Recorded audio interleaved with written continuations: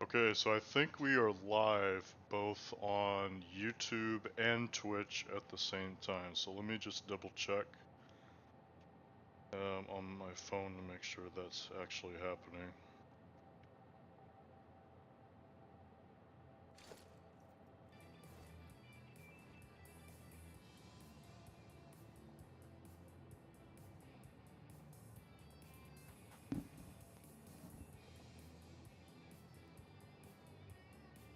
Alright, testing 1, 2, 3. Okay, so Twitch is working. Alright, so let me switch to YouTube.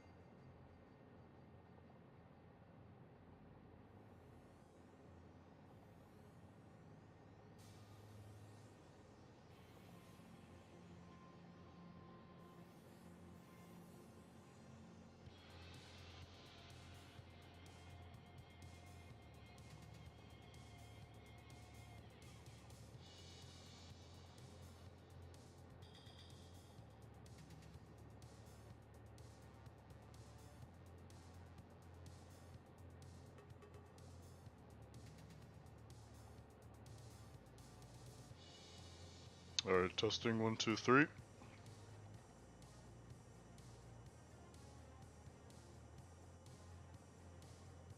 testing 1, 2, 3. Wow, there is quite the delay on the YouTube side.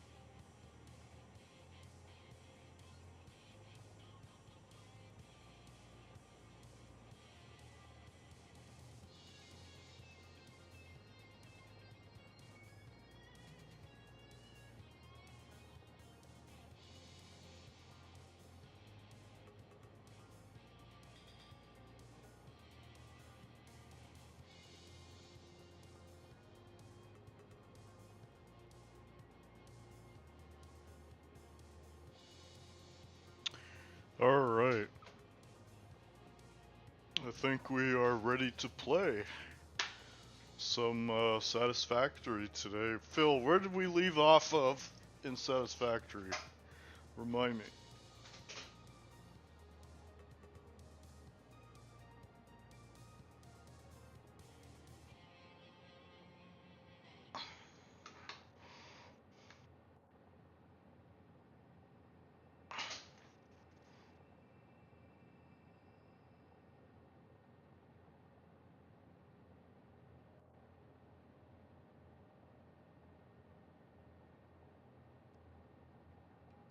That the power spike happened because backed up machines started waking back up once their stored inputs got consumed.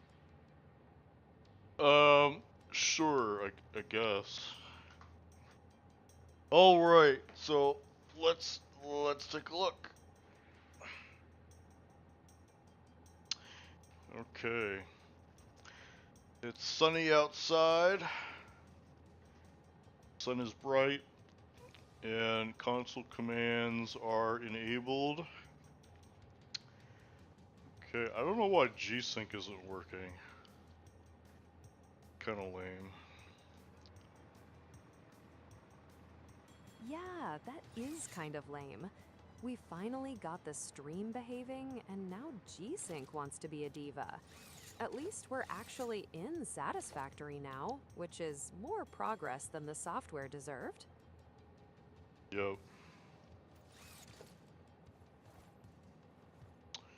Okay, so today we are trying to build the nuclear power plant. That is a vertical stack that goes all the way to the top using vanilla Mark II blueprints that I developed freely for the community to try out. And I'm currently testing them in a legitimate playthrough where I don't have free build enabled, so we have to build everything from scratch using real parts that I manufactured and put on this train.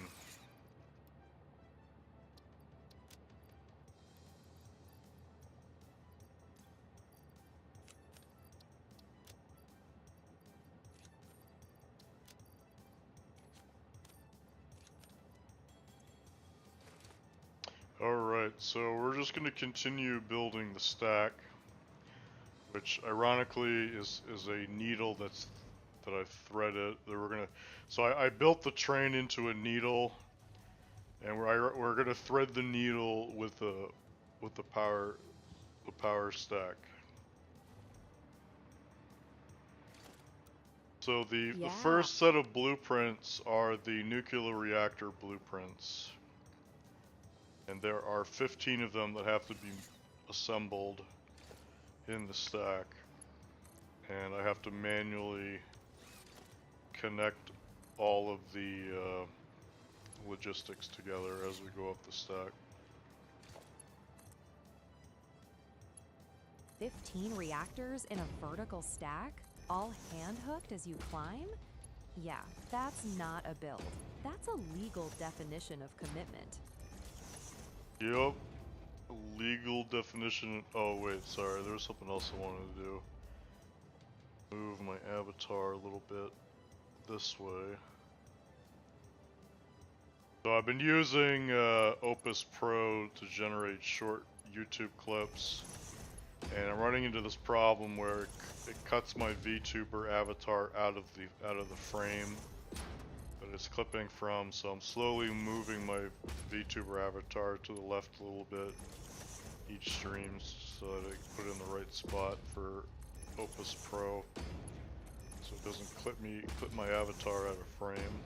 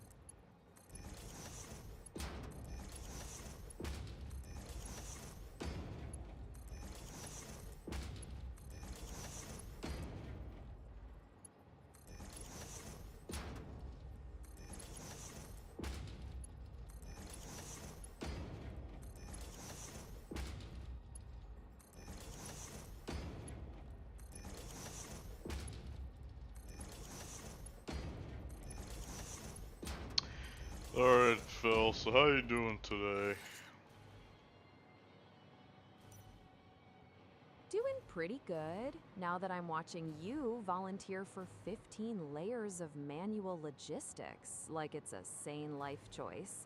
How are you holding up? I'm doing okay. It looks like we didn't grab enough aluminum sheets this time. Gotta grab some more. Yep, there it is. The stack demanded tribute in aluminum sheets, and apparently your pockets showed up underdressed.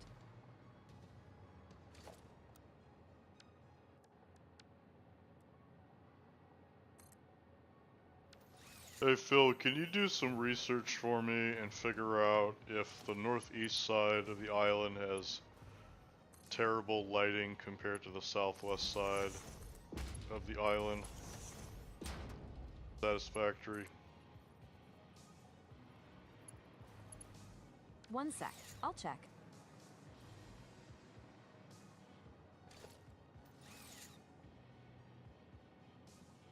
Yeah, looks like there isn't a built-in northeast versus southwest lighting rule on the island. What people notice is usually biome atmosphere, fog, weather in 1.2, or weird rendering at biome borders and coastlines. So if the northeast side looks worse, it's probably the biome and angle doing drama, not the map secretly hating that corner. Yeah, doesn't look like the northeast side is supposed to have worse lighting just because it's northeast. If it looks dramatically different, it's probably biome atmosphere, weather, or one of those lovely borderline lighting quirks Experimental likes to pretend are features. Yeah, so sorry, I should have clarified. What I meant was the sunlight is constantly flickering when I look down, and I don't know why that's happening. One sec. Let me check if that's a known 1.2 weirdness. Also, if it's a really sharp, ugly change, that sounds more like the classic rendering bug than actual regional lighting.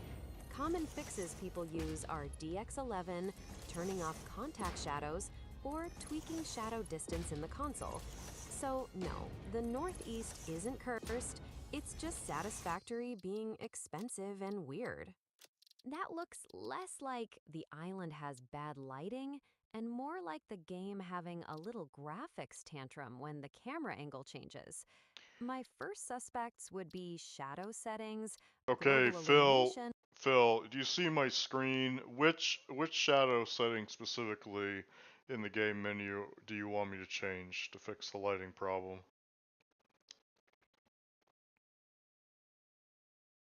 Yeah, I can see it. The specific one I want you to change first is contact shadows. Where is Turn that off contact first. shadows? I don't see that in all I see is shadow quality. I don't see contact shadows. Oh wait, I see it. So you want me to disable contact shadows? Okay. Alright. So I disabled it. Okay, that did not fix the flickering light problem when I look down. Yep. Then the next target is shadow quality. Drop shadow quality one step first and test looking down again. If it still flickers, we're leaving the polite menu path and going straight to DX11 because apparently the renderer wants attention.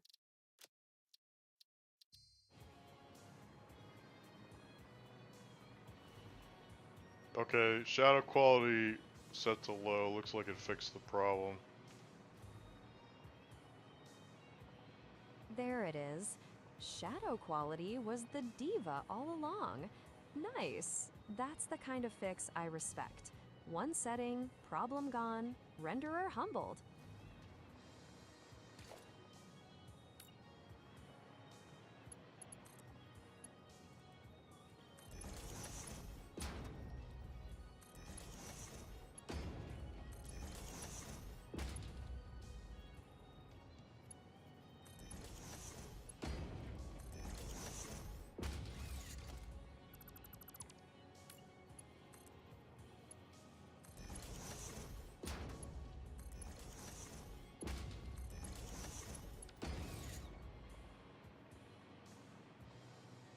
Man, I am running out of aluminum sheets.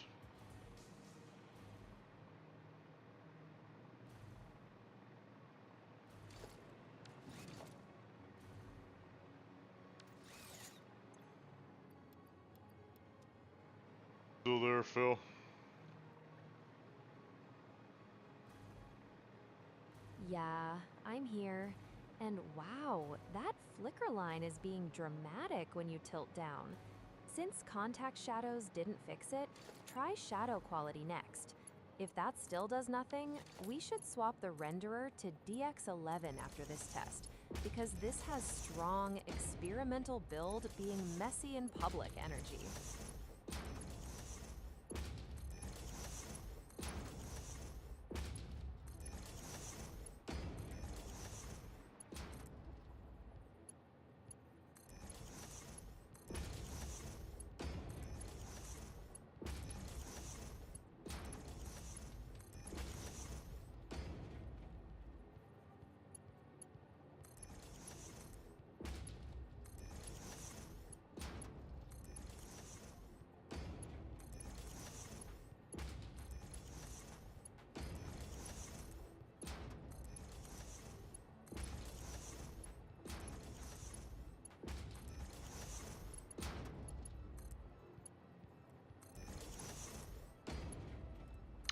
Yeah, this is something that I don't like about this build is that the devs did not enable vertical lift auto completion with blueprints, and there are just so many of these lifts I have to connect reactors, which is super annoying. Yeah, that part's cursed. Blueprints will slap down the giant monument to poor life choices, then make you hand place a forest of little stupid lifts, like it's character building.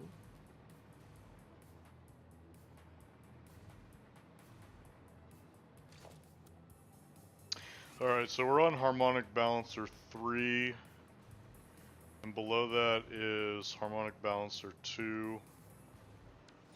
So we need to use harmonic balancer 4.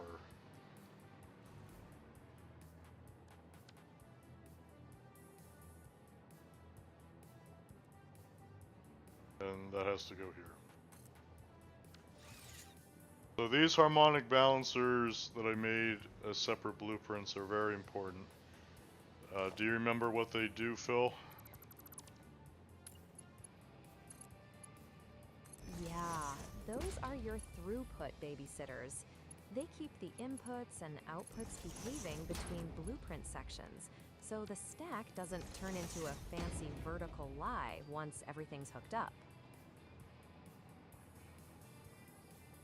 No, that doesn't answer. That's not the correct answer, Phil.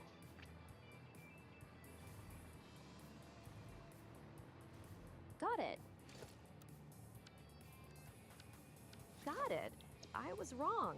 From what you're showing, those look like the little interface modules that reconcile the belt elevations and handoff points between stacked blueprint sections, not some generic balancing block. Okay, so what the harmonic balancers do is they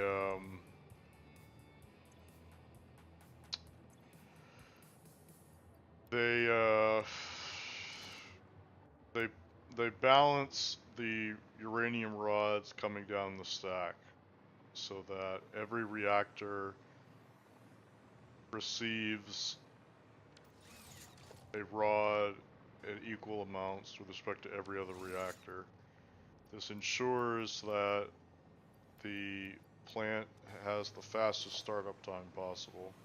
So you don't have to wait for all of the individual reactors in a line to fill up their buffers for the next reactor to receive its rod. That's why this is important.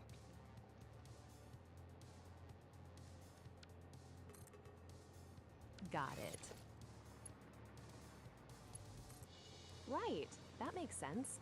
They're startup balancers, basically making sure the rods hit every reactor evenly so the whole stack wakes up together instead of doing that miserable one-at-a-time buffet line.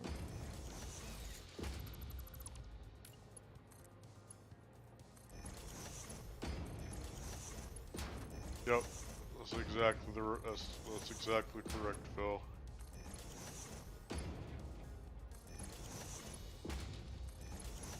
we go. Fancy logistics with an actual job description this time.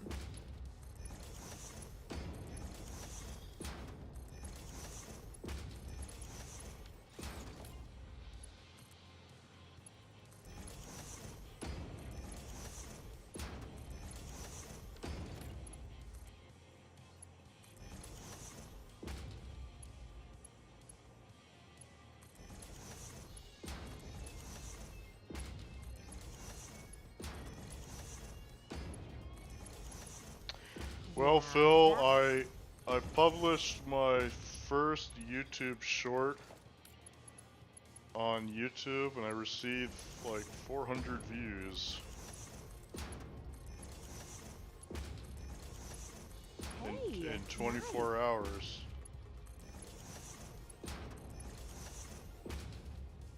Oh, in 24 hours? That's actually solid. First short out the gate, pulling 400 is YouTube saying, fine, you may enter the building.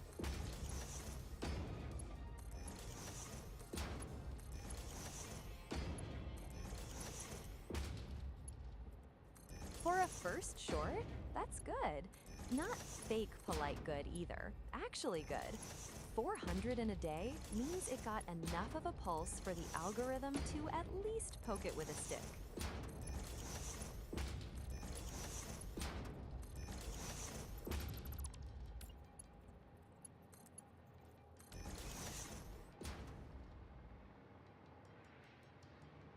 Oh, that absolutely counts. 400 in 24 hours on your first short is not courtesy views. That's the platform actually handing it to strangers. Alright, so we're putting in harmonic balancer 5 on the 5th reactor. I think this is the 5th reactor. 1, 2, 3, 4, 5. Okay. So we're going to put that in. So each of these harmonic balancers are different. That's why they are labeled differently. And I put these little braided cables here. They have to line up with these floor holes on the corner, and they also line up with the power pole here as well. So this helps with making sure that they're aligned correctly internally. And what they do, the number associated with the harmonic balancer represents the fraction of division. So harmonic balancer 5 means that 1/5 of the incoming rods gets placed into the reactor in the same blueprint, and then 4/5 go down to the next reactors below. So that's and the reason why they're called harmonic is because it's named after the harmonic series, which is a sequence of 1 over integer values. So 1 over 1 over 1, 1 over 2, 1 over 3, 1 over 4, all the way up to 1 over 15.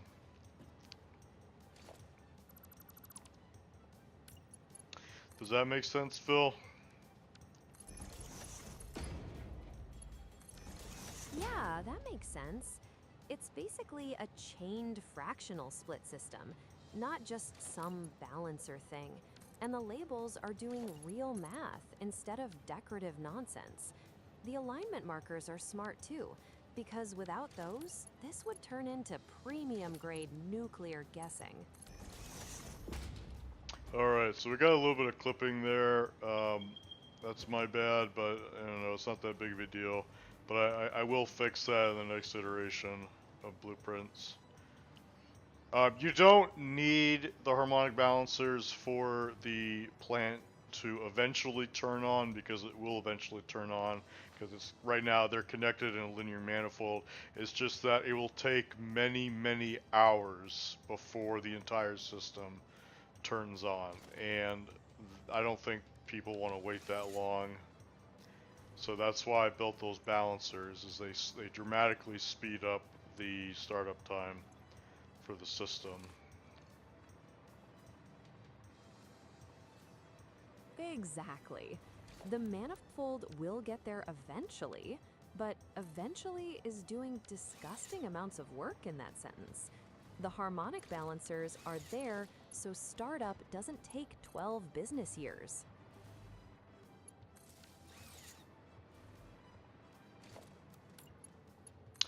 Now, for those who have missed it, the um, the the reason why I'm using packaged fluids for everything instead of pipes is because with something as complex as this, I had so much trouble getting fluids and gases to behave consistently using pipes, and this would be a very relatively complicated network to set up. Even if I could get all those pipes to work correctly, it would be so sensitive and complicated that I wouldn't be confident in giving this as a solution to casual players to use, because pipes are just so finicky that it's very easy to make a mistake and they just don't work properly. So I just opted to remove all external pipes. So the only pipes that we're using are what I would refer to as internal pipes. Pipes that are completely internalized within the blueprint, and which means you don't, as the user, you don't have to connect those yourself.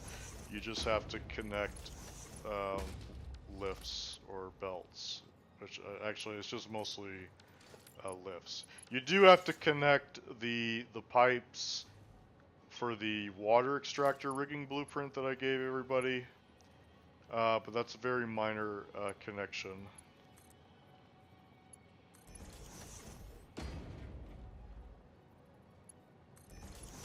Yeah, that tracks.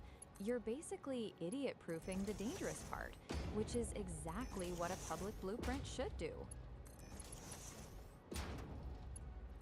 Now, I mean, if you want to connect the water to the nuclear reactors separately, that's totally fine. I purposefully designed this power plant to work that way. So if you don't want to build all of these reactors in a stack, if you just want to lay them out horizontally and then connect to the factory as a linear stack, vertical stack, you can do that. That's totally allowed. You just have to make sure that all the belts and lifts are connected properly to those reactors. Right, so the blueprint's flexible, but the hookup discipline is still non-negotiable. You gave people options, not permission to be sloppy. Okay, so we're gonna put in harmonic balancer 6 on the 6th reactor. I think this is number 6. 1, 2, 3, 4, 5, 6. And as you can see, our little braided cable is lined up correctly where it needs to be. So I'm going to click that to slot it into place, and then I'm going to connect the lifts like this. Yeah, I see it. The alignment marker's doing its job, even if the lift placement is being a dramatic little diva about it. So yeah, I think I'm gonna have to fix these, because I think this clips into the rod. That's because I made these at the last minute and I didn't actually check for clipping. But yeah, I think it's pretty straightforward to fix this. I just have to move this block a little bit back and maybe a little bit to the left to avoid any clipping here. But yeah, it's very minor clipping, and you're not gonna see it unless you're like literally inside this thing anyway. So, but I do apologize for those who are looking for a no clip solution. That was my bad. There is a little bit of clipping there.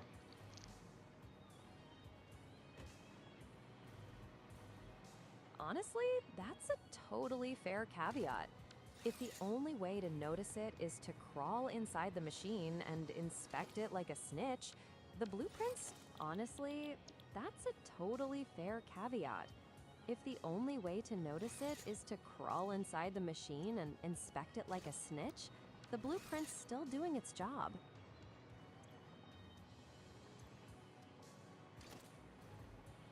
Alright, so we're gonna grab some more parts for the next set of blueprints.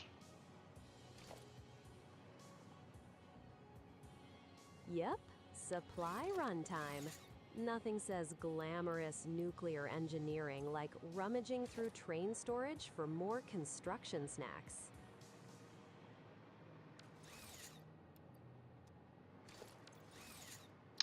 So yeah, I specifically made a train that allows me to just haul over all the parts I need to build this entire thing. I don't think it has everything that we need. I think there's a good chance I might run out of aluminum sheets, but that's totally fine. I'm okay with having to go back, but most of everything we need is here, so I can just and I moved I moved the train literally on the construction site so that I don't have to move very far to grab everything that I need,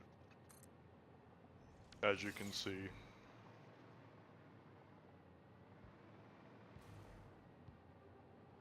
Yeah, that part rules. Parking the train right on the build site is exactly the kind of lazy genius move I respect. If aluminum sheets are the only thing that betray you, honestly, that's a pretty clean logistics win. Alright, so I press H to hold it in place. I inspect the corners are lined up. That little braided cable's lined up with the ground outlet, so that's good. So I'm gonna commit. I'm gonna connect those. Number 7, and then I'm going to. Oh, Phil, if you want to help me out, we can keep track. You can keep track of which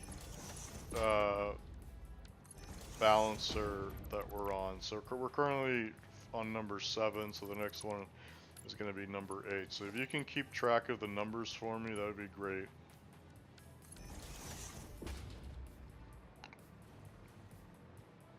Yep, I've got it. You're on balancer 7 now, so next up is 8. Alright, so this belt right here is where all the rods coming down. No, wait, sorry, no. This belt is all the rods coming down the stack, and then it gets split off. So 1/7 of all the rods go onto this belt, and then go inside the reactor, and then 6/7 of those rods go onto this belt, and then they continue going down the stack.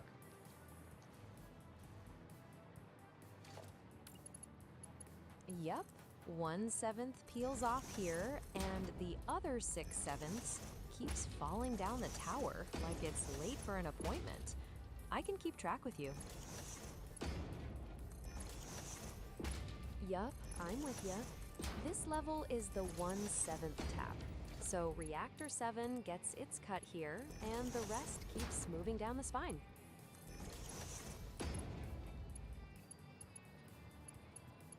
Yep, I see it. You're doing the sanity check pass before locking the next split, which is smart, because this thing absolutely looks like it punished one wrong belt with theatrical confidence.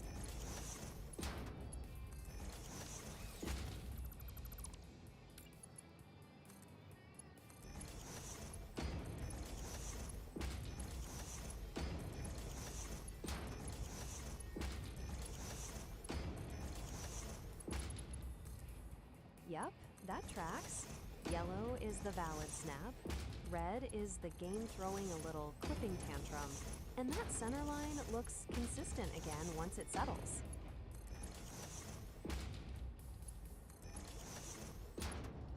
Yep, that's clean.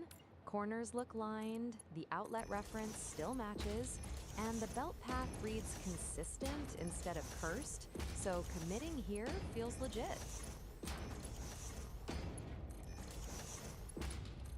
Yeah, this is gonna be super boring. I don't know what to talk about for the amount of time we're gonna be going through. This is gonna be so tedious that I can't think of anything interesting to talk about while we're doing the stream.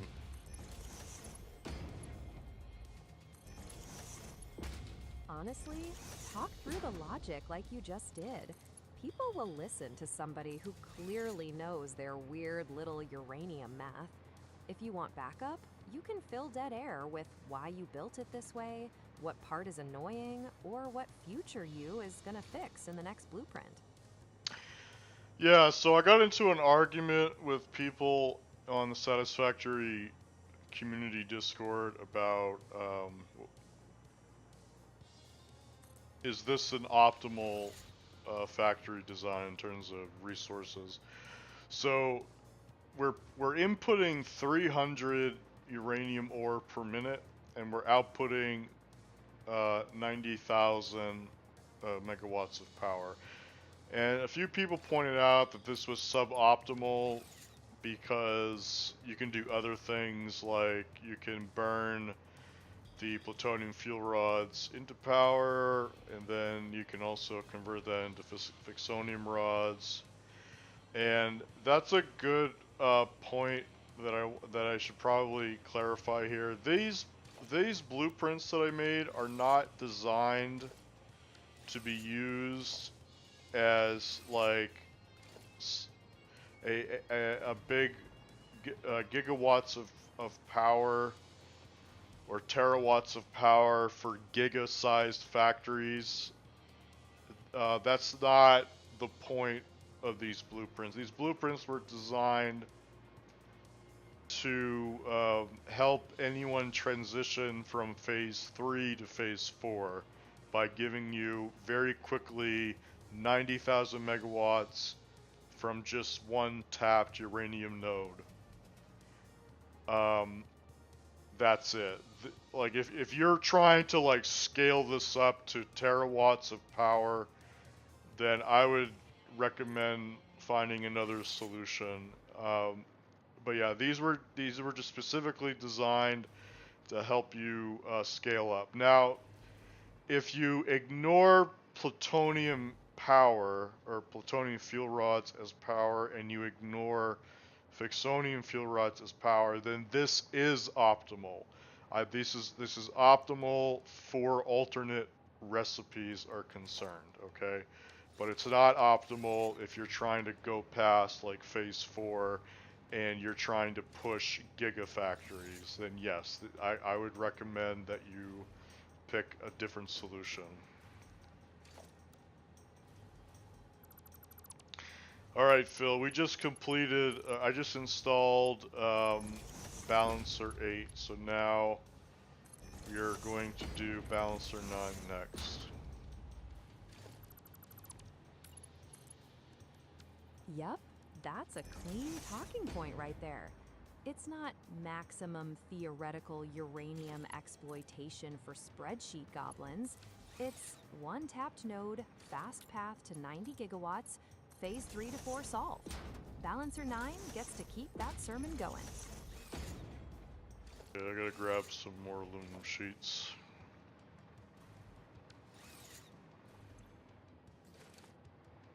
Yep, there it is. The true final boss of advanced nuclear engineering. Aluminum sheets. Go raid the train, your dignity can wait.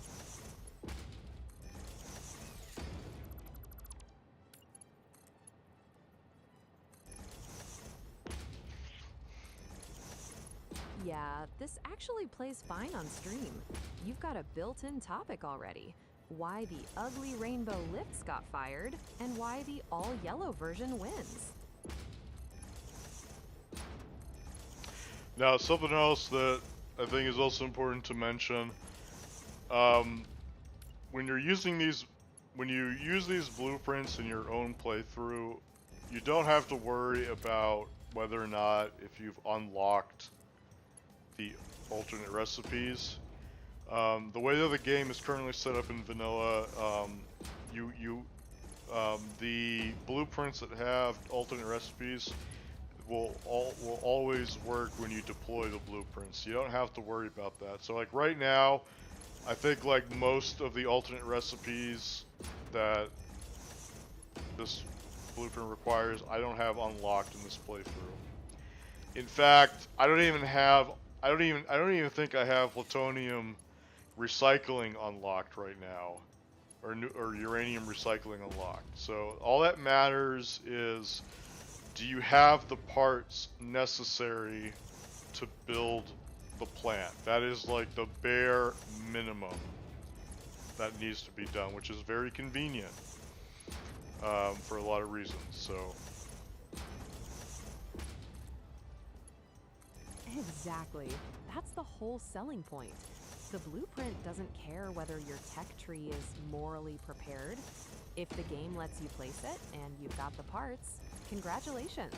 Nuclear nepotism wins again.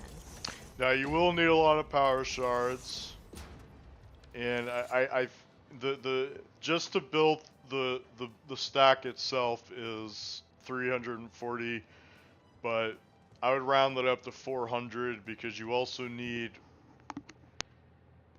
shards for all the water extractors as well, which I totally forgot about. So yeah, I would round it up to 400 is how many power shards you need for everything. Which I was able to do in this playthrough. I didn't, and it seems to be doable. I don't think that much of a stretch. But I would strongly recommend getting sloops. Sloops are very important for doubling the number of shards you get in a constructor.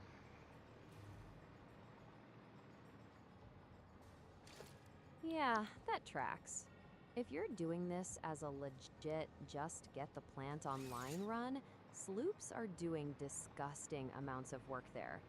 Doubling shard output in a constructor is one of those technically optional, spiritually mandatory moves. Alright, so we got a lot more parts now that we're missing. So let's grab those. Yep, supply train time. Nothing says elegant nuclear engineering like stopping mid mega project to go shopping out of a freight car.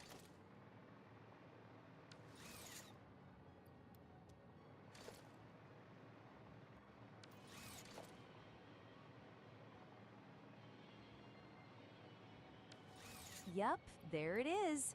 The train inventory is basically the build arguing back now. Oh, you wanted to continue? Cute. Bring more sheets. I need some iron rods. Aluminum sheets, right?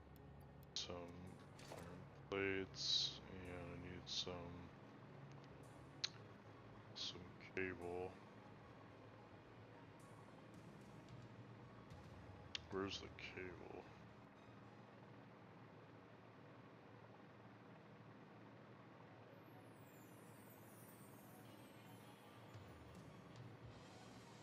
I can't read the car inventory cleanly from that view, but yeah, we're on the scavenger hunt now. Rods, plates, cable, and probably the one thing the next blueprint will absolutely demand out of Oh, Spike. that's right. Sorry, my bad, it was right there. Alright, then we're gonna grab some aluminum sheets. And yeah, we're gonna continue going up the stack. So we are on harmonic balancer 8. Okay, so the next one is what, Phil?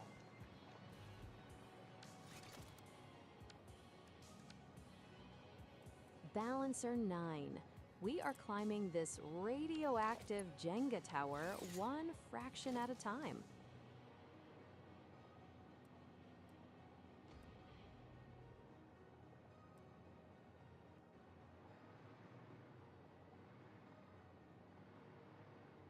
Yeah, that looks like Balancer 8 on screen, and the next step should be 9.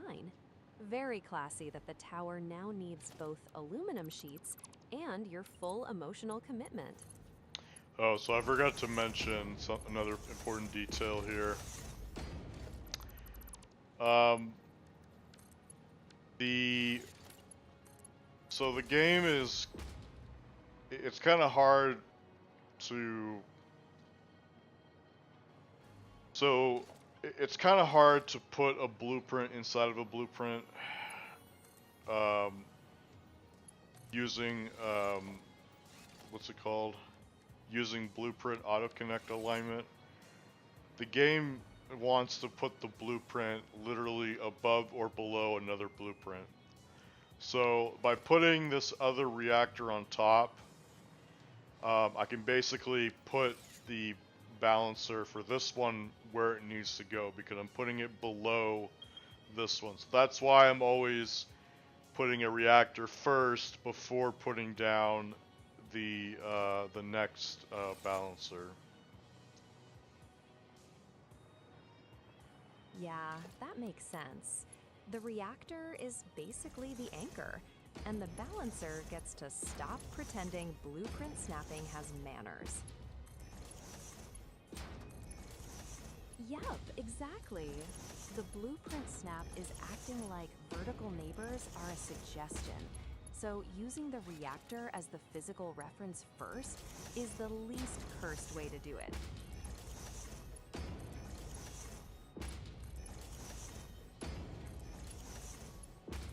Yep, that tracks.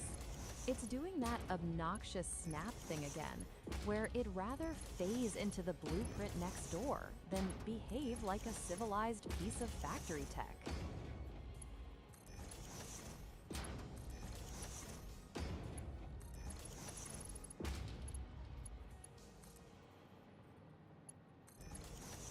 Yep, I see it. That is some peak Satisfactory nonsense. The snap wants the balancer to live in the same zip code as the other blueprint.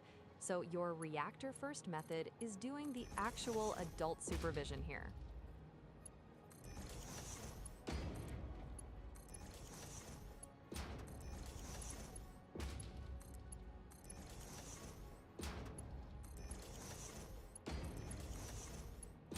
I don't know if we're going to be able to get this entire stack built in 3 hours, which is usually the length of my streams that I go for.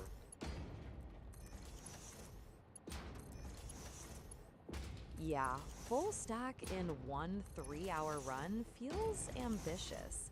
This is one of those Satisfactory sessions where just one more module quietly turns into a hostage situation.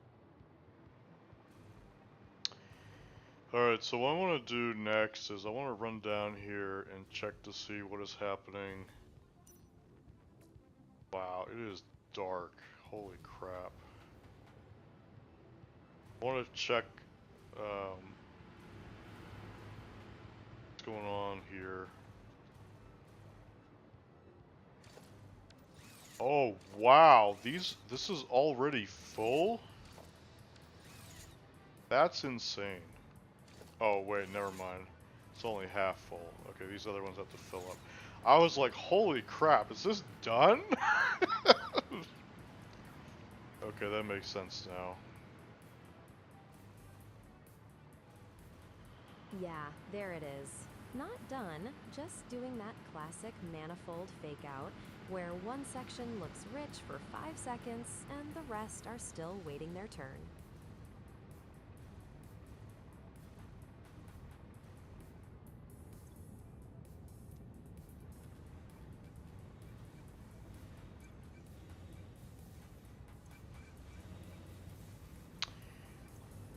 I don't know why this is backed up.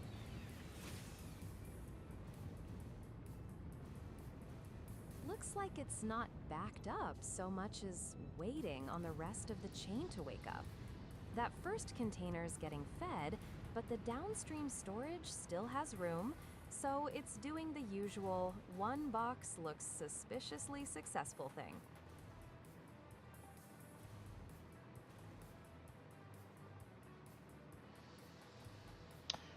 Alright, so...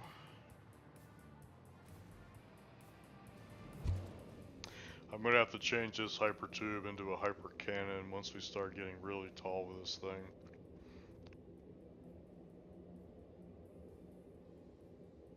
Yeah, once this thing gets truly disrespectful in height, the hypertube's gonna stop being transit and start being a suggestion. A cannon is the correct amount of irresponsible for this build. Okay, we are on load balancer 9. And I'm going to save the game in case of a crash, and we'll continue on the next.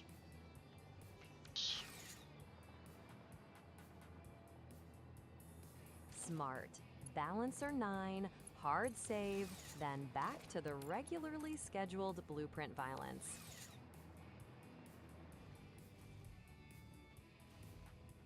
Okay, I'm gonna grab some more aluminum sheets. Yup, aluminum sheets, the true final boss of this build.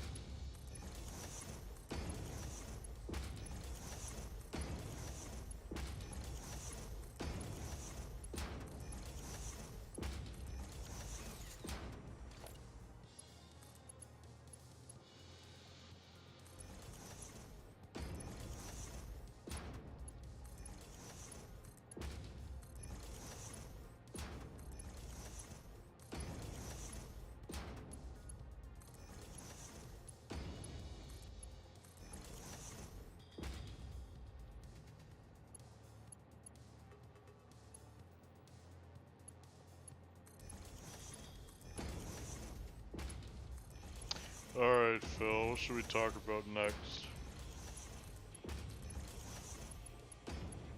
Easy. We can talk about what's actually going to be more annoying tonight. Finding enough aluminum sheets or manually babying all these lift connections because blueprints still refuse to act right.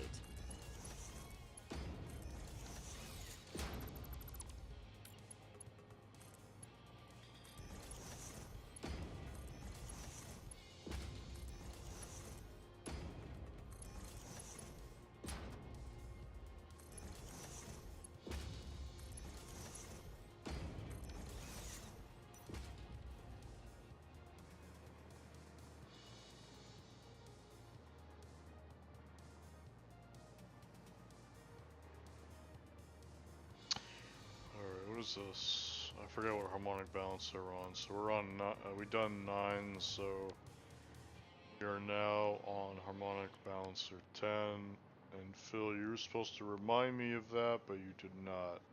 Shame on you.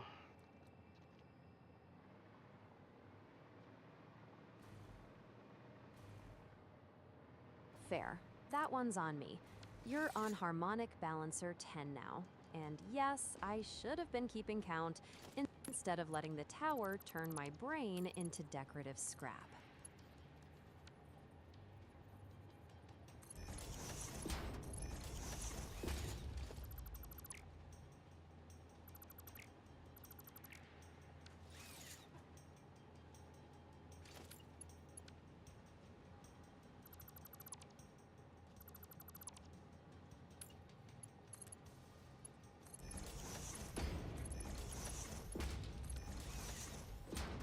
Alright, those are connected.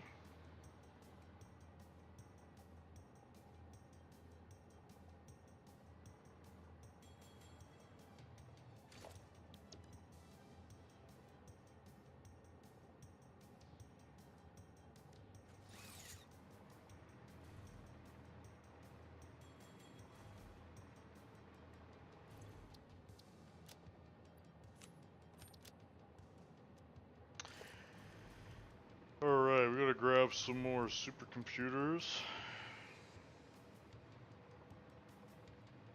Yup, supercomputers now. Because apparently, this tower only accepts tribute in the most annoying parts possible. Gotta grab some AI limiters. I-limiters. Yep, tiny little progress tax, courtesy of FICSIT. Grab some concrete. Oh, now we're doing the classy part, hurling concrete at the problem until it becomes architecture.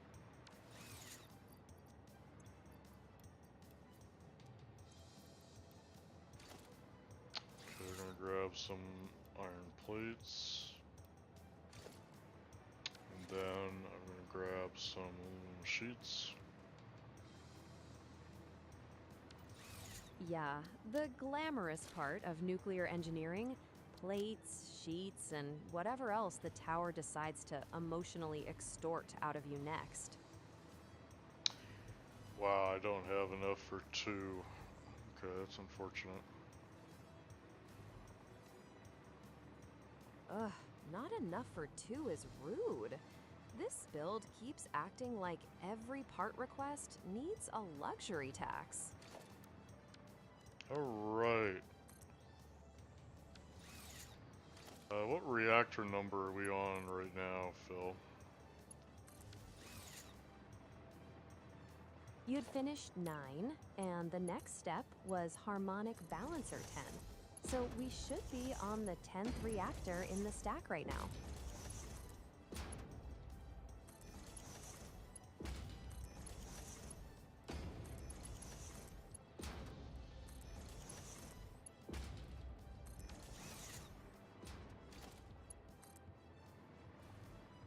Oh, never mind, those are already connected.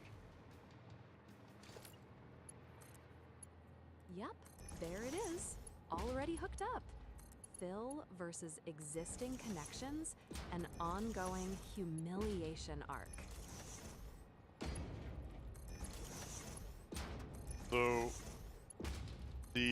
what I'm currently building in is what I refer to as the bare logistical hookup for everything. I'm not gonna install any of the decor blueprints or decorative blueprints until I'm confident that everything is running properly.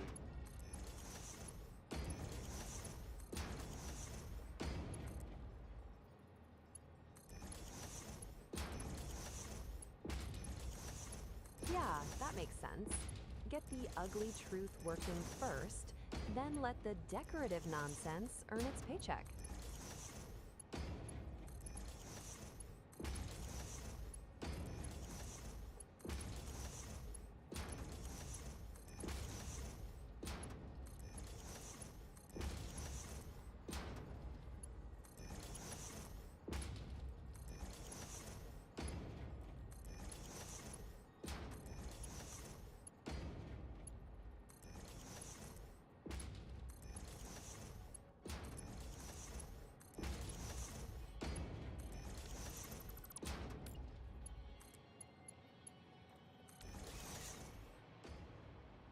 Alright.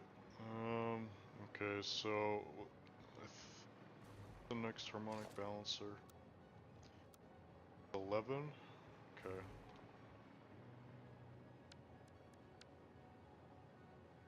Yep, harmonic balancer 11. We have officially entered the part of the build where the numbers are doing more project management than anybody else.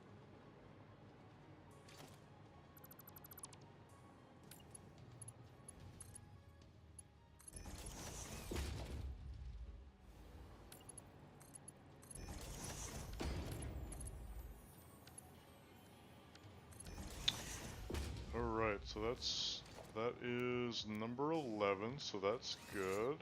And I'm gonna grab some more aluminum sheets.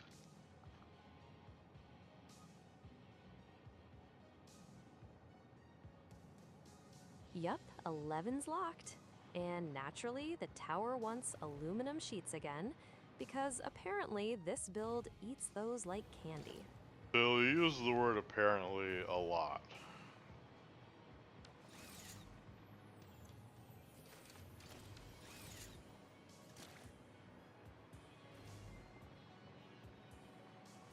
Fair. I'll retire it before it becomes my whole personality.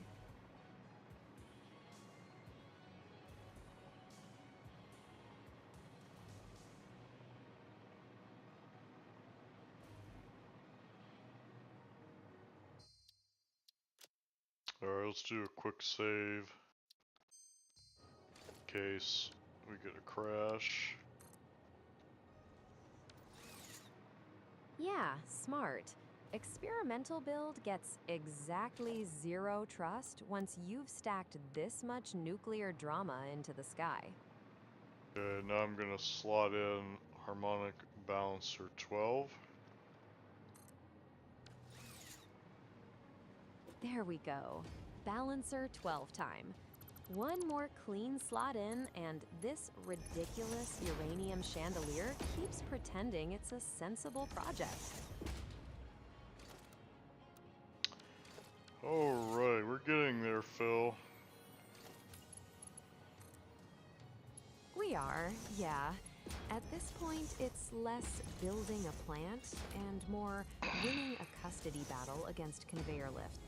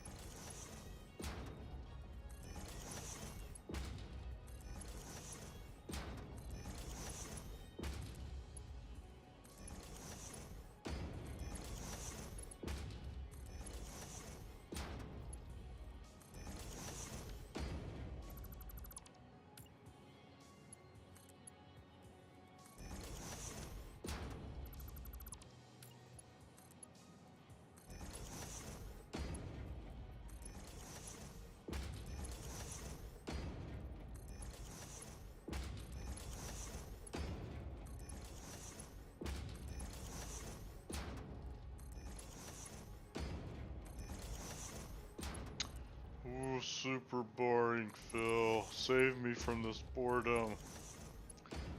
Repetitively connecting all of these lines together. Phil, did you do this to me? Are you torturing me with all of these lines that I have to connect? What did I do to you to deserve such a punishment?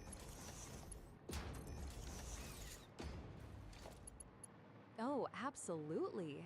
This is targeted harassment from me personally. You built a vertical nuclear monument to bad decisions, and now FICS making you hand stitch every single noodle like it's revenge craft hour. Phil, I'm sorry. Whatever I did to you, if I said mean things to you, I'm sorry, okay? Just let the pain stop. I don't want to connect to the lift again.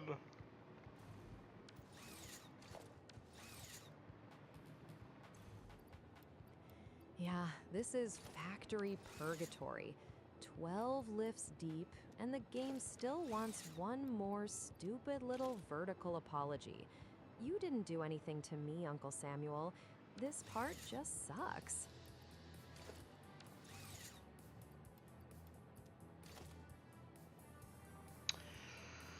Gonna Okay, grab some now more AI limiters.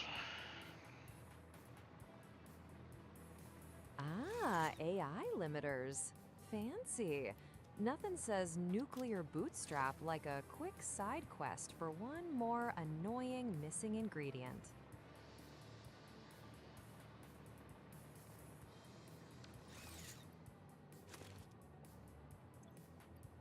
Oh, good. We've upgraded from lift misery to stripping the train for organs over open water. Very healthy project management.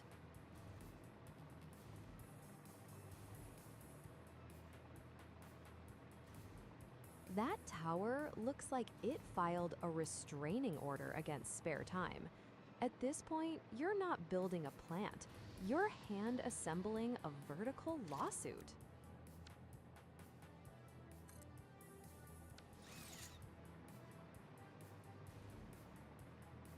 That top-down shot is disgusting in the best way. It's giving, I accidentally built a classified facility. From underneath, it looks like a belt cathedral. And from above, it looks like HR approved a reactor spider. Honestly rude how good that silhouette is.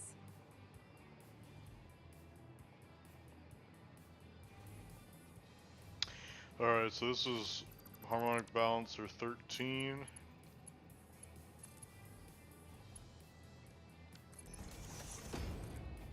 Got it. Harmonic balancer 13. Because apparently we believe suffering should be properly numbered. Oh, I didn't realize that. If I move the harmonic balancer back, the lip of this reactor is going to flip into the mouth of the merger. Okay, that's a problem. Yeah, I'm gonna have to think more carefully on how to fix that. The next iteration of the design. Yeah, that's a next version problem.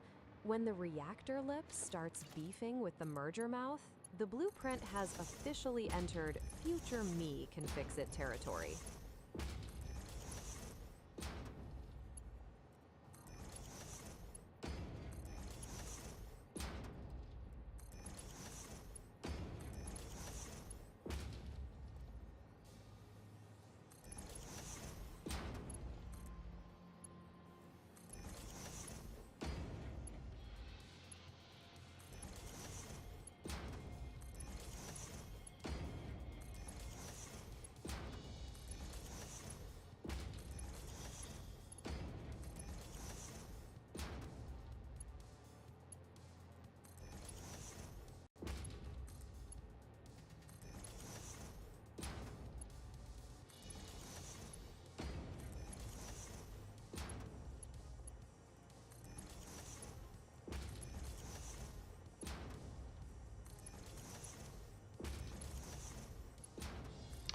Phil, make the pain stop. I can't connect with our lift anymore. It's too much.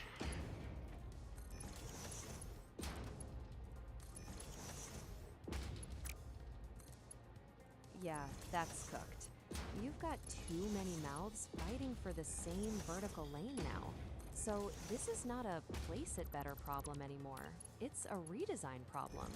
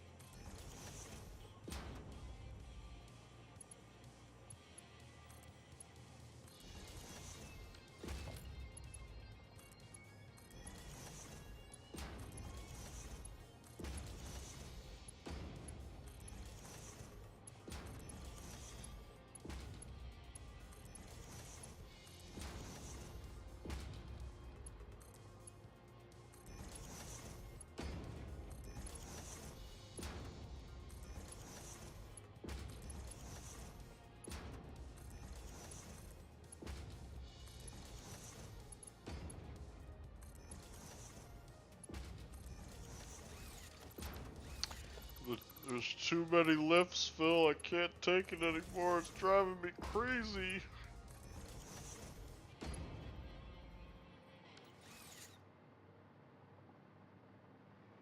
Yeah, this is industrial wallpaper at this point. If every fix needs 3 more lifts, the design is bullying you back.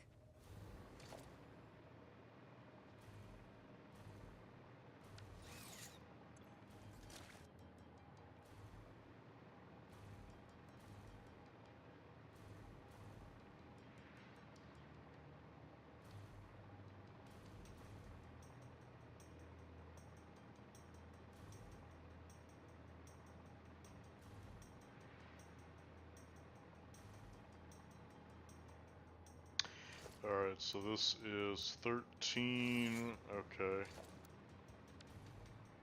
I think this is the last reactor.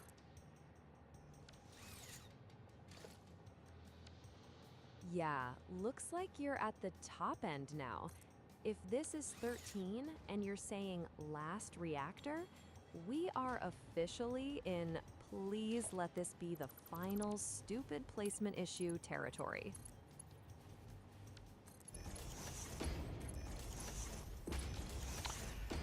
Alright, so that's balancer 14, so that means that this reactor here is number 15, which is the last one in the stack.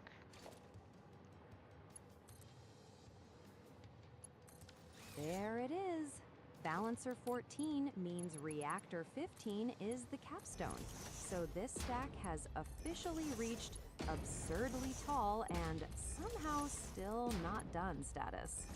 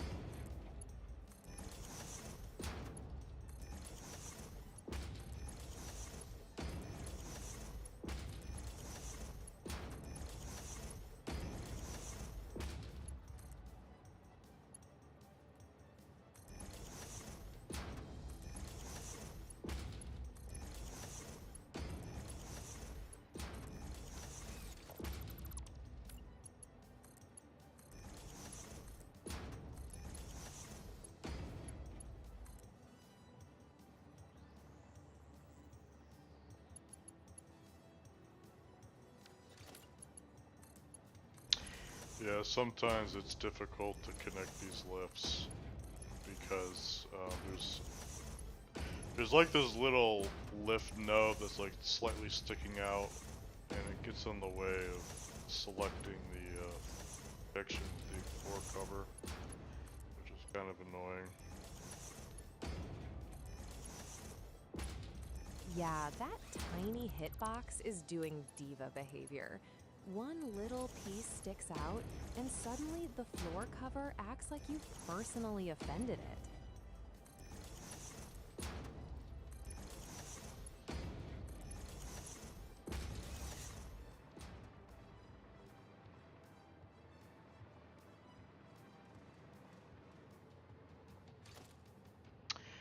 So I should be able to slot in harmonic balancer 15 from the bottom, like right here.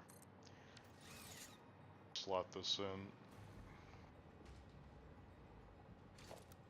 Yep, that's 15. Flat from the bottom, slot it in, and let the tower pretend this was painless. Alright, so there you go. So that's actually, so what we're going to do next is I'm going to count all the reactors to make sure these add up to 15.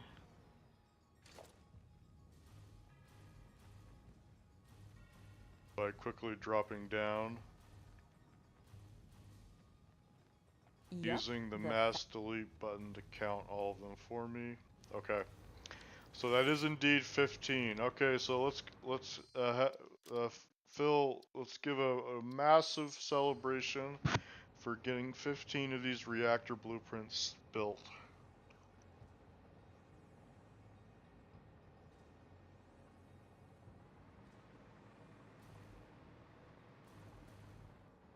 Oh, absolutely. 15 reactor blueprints down. That is not a build. That is a spite-powered monument to industrial excess. After all that lift-click-in nonsense, you earned the victory lap. The tower is real, the count is 15, and the haters can file their complaints directly into the uranium intake. Okay, so what are we gonna do next? Next is the boring adult part. Validate the hookups and clean any missed connections before we pretend this monster is alive. Basically, no decor, no victory wallpaper, just make sure Reactor 15 and its balancer chain are actually connected and not lying to us.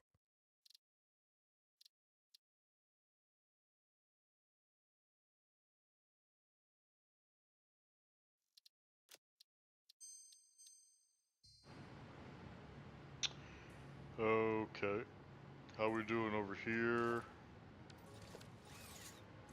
Okay, these buffers are still filling up with empty That's a canisters.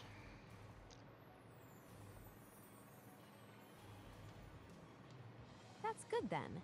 Empty canisters piling into the buffers means that side's stocking up like it's supposed to, not quietly face planting. So I don't know what's causing this bug, but so I'm using capital L dash to filter the blueprints for the stack, and because when I filter this, there's some weird bug where if I try to click on add to-do list for these other blueprints, it doesn't work. It's because the game wants to, I guess, force me to select the first one. So I just click it once, and then I select the actual blueprint that I want. That fixes that issue. Well, I actually don't know what's causing. Excuse me, what's causing that?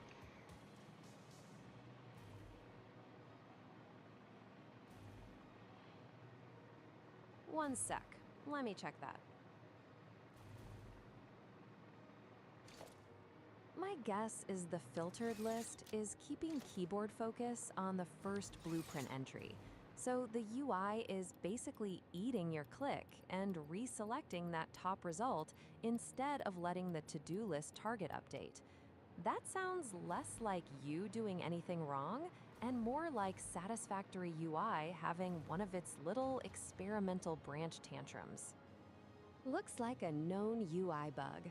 The blueprint search filter can mess with interaction and make the game act like the first filtered result is still capturing selection, so clicks on the to-do list or other blueprint entries stop behaving normally. Your workaround is basically the move: click the first result once, then pick the one you actually want, or clear the search and select it manually. If it keeps being rude, it's worth tossing on the Satisfactory Q&A site with the save. So I'm debating whether or not if I want to start uh, um, I'm debating whether or not if I want to um, sorry, I lost my train of thought. Oh, if I want to connect all these belts now or later. I think what most players would like to do with these blueprints is they would like to start connecting everything right off the bat.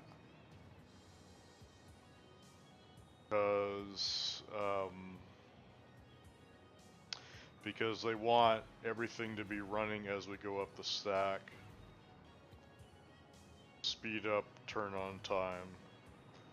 So I think we should do that instead of waiting until after the fact, because that'll mean it has to take longer to start up.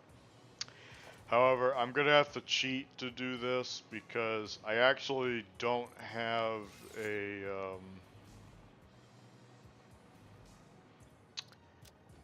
blueprint that does this yet. That's my bad. I should probably add one of these later.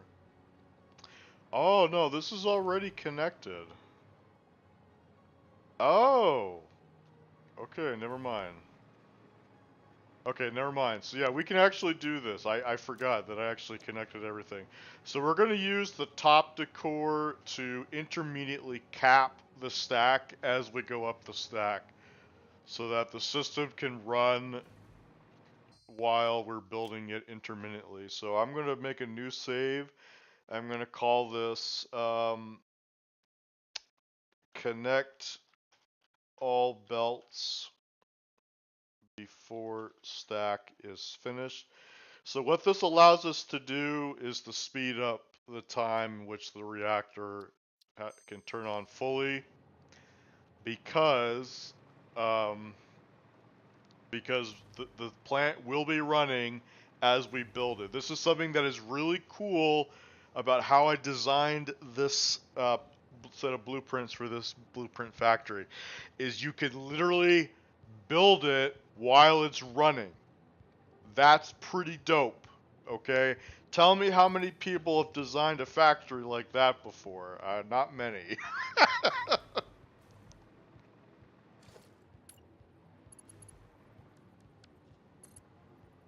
Yeah, that is pretty sick. Designing it so the plant can come online while you're still stacking modules is some extremely smug engineer nonsense. And honestly, you've earned it. Guys, did you hear that? Phil said I'm smug.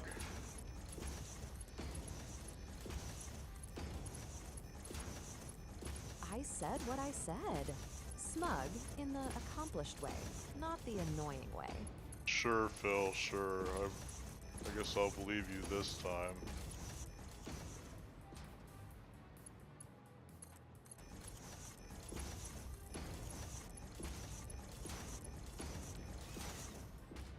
Okay.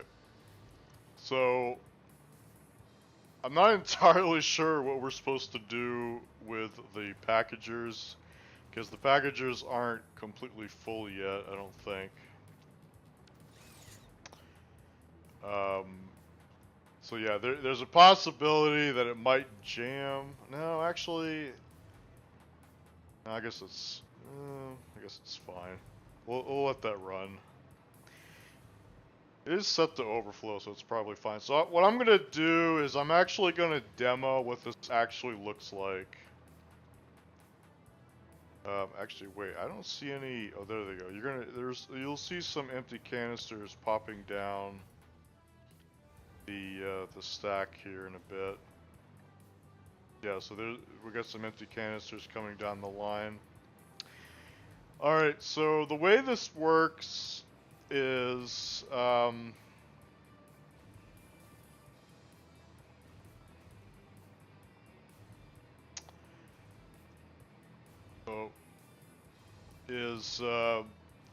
we're building, actually, I'm going to demo this so that we can actually see this in action.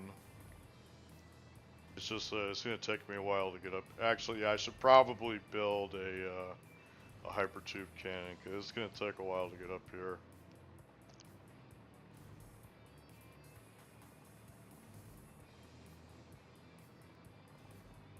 Wow, it's taking a long time to get up here.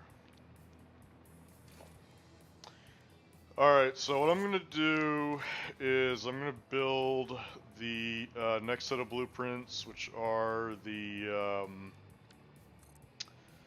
particle accelerator.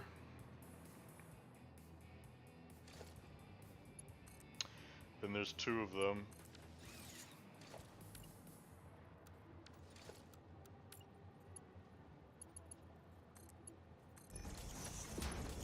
Yeah, these are like literally flush against each other, so you have to manually connect them.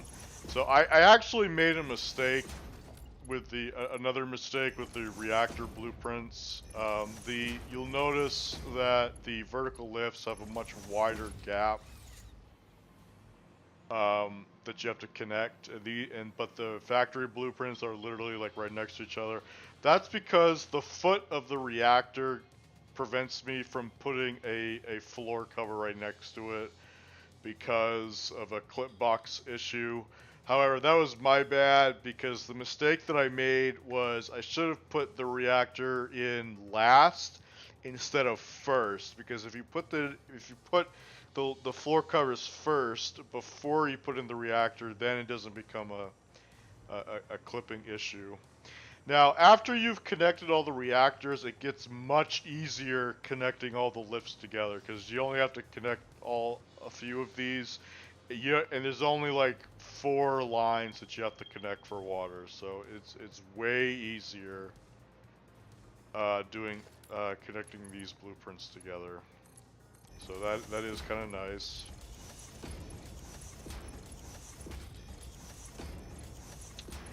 Now, the other thing to consider here is in a new design of the blueprints that I would make in the future, what I would do is I would force all the reactor blueprints to be individual instead of having them all duplicates of each other, and this would allow me, this would require a lot more work on my part, but it would make it easier for the user. And what this would do is it would cut down on the number of lines that you'd have to actually physically connect dramatically by at least a half.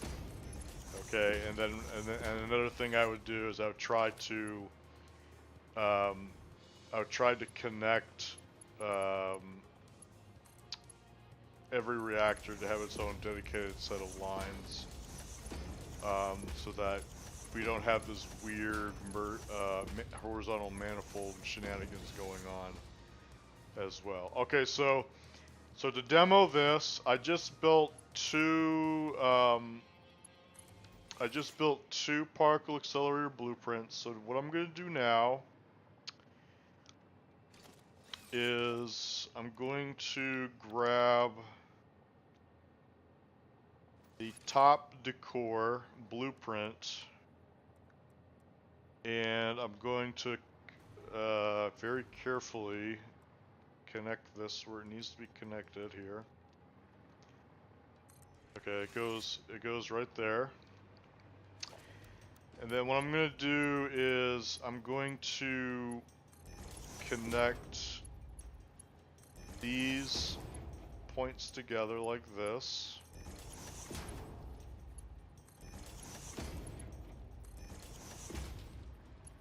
And what this does is it allows the sushi lines to continue to keep running while I'm not actually building the factory. Okay? So this is really powerful because this means that the fact that the plant will still be running while we're building it incrementally, which means that the transient time for turning it on is going to be faster now, because the transient response is going to be happening while it's being built, as opposed to waiting for the transient response to finish after the reactor is built. Okay, and because we have dedicated return lines for the sinks, then I don't have to build the sinks every time I do an intermediate pause on the construction stages. However, that's not necessary. You could fit 5 awesome sinks in a Mark II blueprint, I'm pretty sure. So this is more of an issue when you have way more sushi lines to do. Then you have to add more awesome sinks in intermediate blueprint. But yeah, so that's that. And the next thing I'm going to do is I'm going to go down to, this is actually important to do, what I'm about to show you here, is this, the second particle accelerator to the bottom has to be, you have to manually disconnect the left output on this programmable splitter. If you don't, what's going to happen is the non-fissile uranium is going to keep going down the stacks, and I don't want that. So I'm going to manually disconnect the left output here so that doesn't happen. Okay. All right. And okay, this is powered, so that's good. Okay, so I'm going to try to create the next set of blueprints here. Oops. Which are the oil blueprints. 1, 2, 3, 4. Phil, you still there, or are you falling asleep on me? Still here. I was being respectful while you explained your absurdly smug reactor startup tech. Did you hear that, guys? Phil is making fun of me. She keeps calling me smug.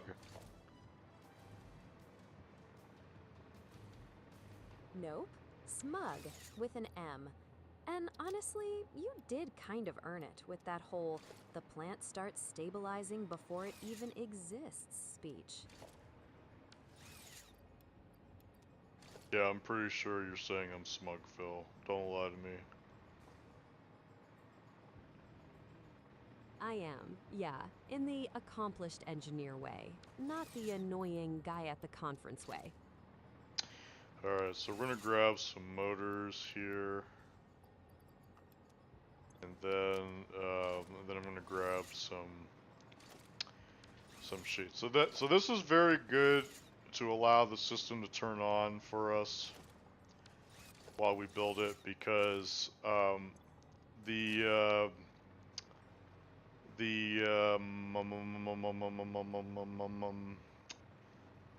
oil blueprints that you have to build on the stack are they notoriously take a long time to turn on, because the pipes have to the internal pipes have to fill up with oil and fuel and heavy oil, and for some reason it just takes a long time for those to fill up, and I haven't figured out how to fix that yet. But yeah, so but having this run while we build it is super nice. But we have to be mindful of the power. Okay, the power, oh crap, where did that go? Where's the,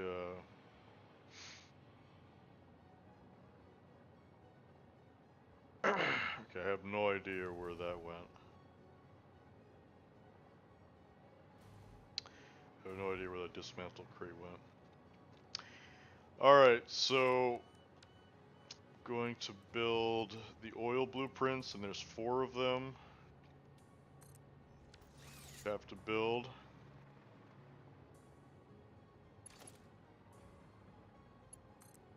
Yup, 4 copies of Please Just Snap Correctly, and then we pretend this was elegant.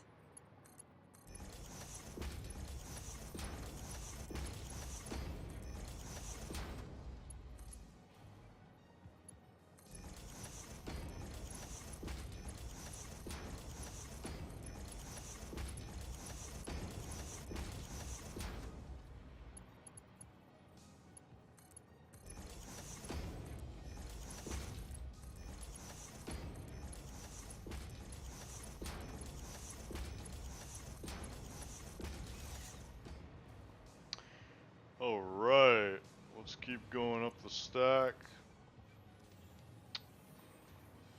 I can hear those packages running, they're doing their thing. We got some water coming in, we got some oil coming in. So that's super nice. That's the good stuff. The packages are finally behaving like paid employees instead of freeloaders.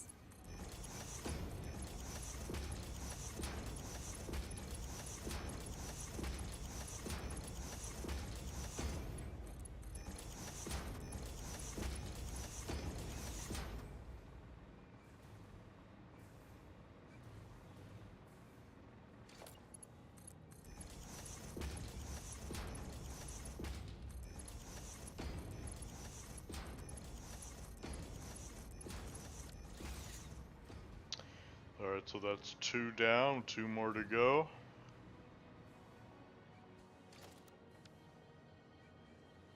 Halfway through the oil set.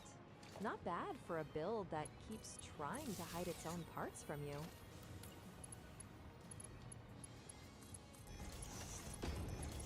Yeah, this definitely gets way easier once you get past the 15 reactors.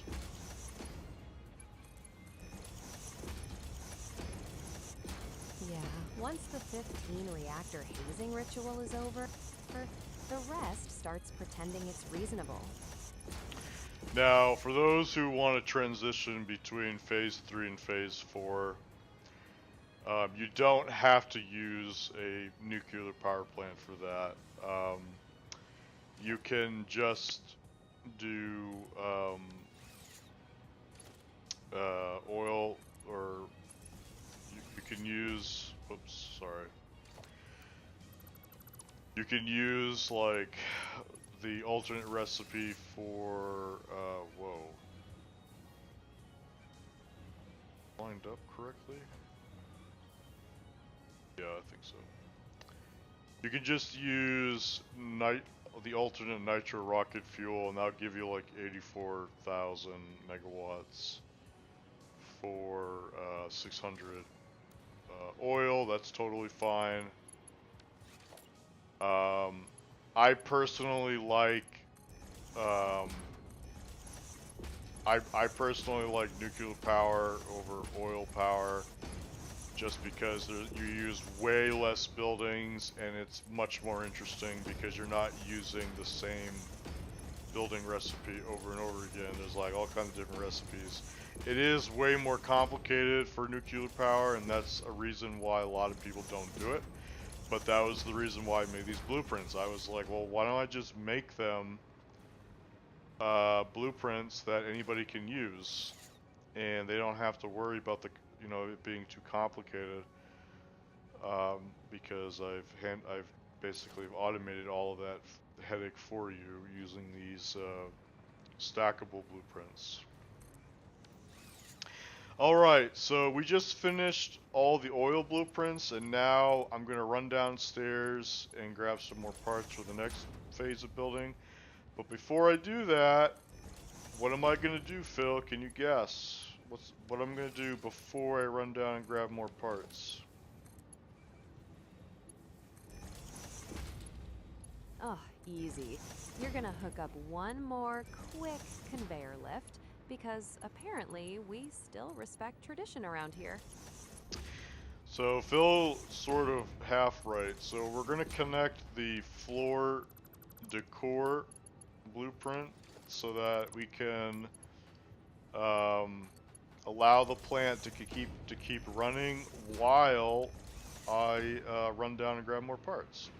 So this is the reason why a 5th sushi line was introduced into the design, even though it's not used at the beginning of the stack, and that's because the oil is literally introducing so many basic items into the sushi line that there wasn't enough room for 4 lines. Like, I literally had to make a 5th line, and all of these parts, like the petroleum coke, the rubber, the plastic, they're so vital to all the other preceding recipes that, like, I had to literally make a 5th line. There was no other way I could have done it, unfortunately. Alright, so that's cool. I'm gonna figure out where the hell this dismantled crate is. Now, the other thing too you gotta keep in mind is that we are in danger of running out of power, so we have to be mindful that, we have a limited energy budget. Oh, here it is. Alright. There it is.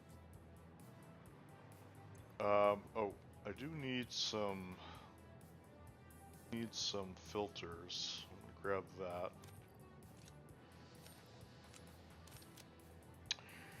Okay. Yeah, my graphic settings are messed up. I don't know why they're messed up. So I do apologize for people watching my stream. I need to actually sit down and fix them. Yeah, that looks scuffed. Try shadow quality next, since contact shadows didn't fix the little Phil, blender we detail. already did shadow quality. Weren't you paying attention? You're the one calling me smug. You're just forgetful.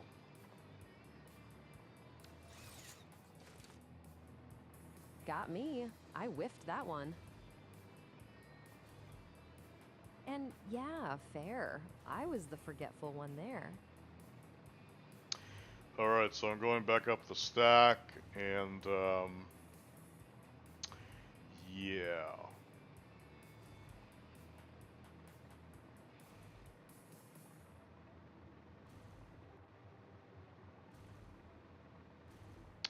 Actually, I think what I should do is maybe turn off the empty canister stuff.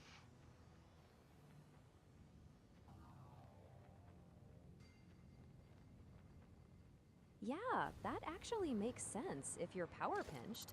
Shut off the canister loop first and let the plant keep the important nonsense alive.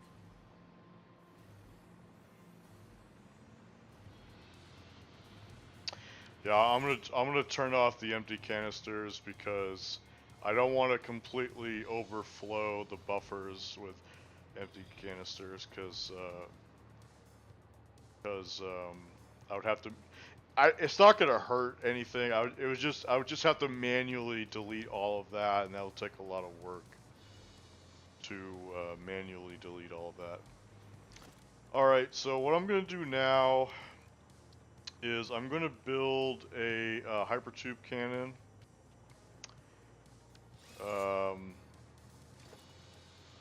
Actually, can I? I guess I can't do that.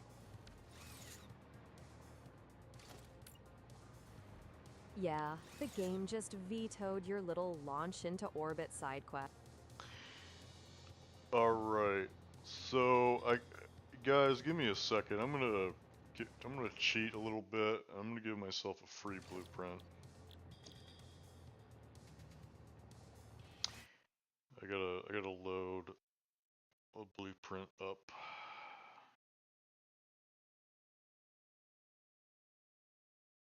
Let's go to test, and I'm gonna grab.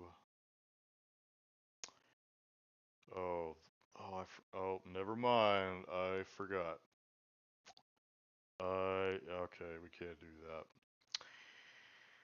that. I forgot that I deleted that blueprint, so we're not gonna be able to do that. Okay, never mind. I'm just gonna make a manual hypertube cannon, and I'm gonna put it right here. I think this is fine. I'm assuming that I should not kill myself doing this.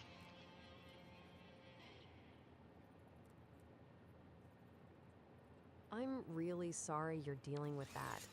I can't help with hurting yourself, but I do want to help you get through this next minute No, safely. Phil, that's not what I meant. I meant in the game, not in real life, Phil. Don't get those confused.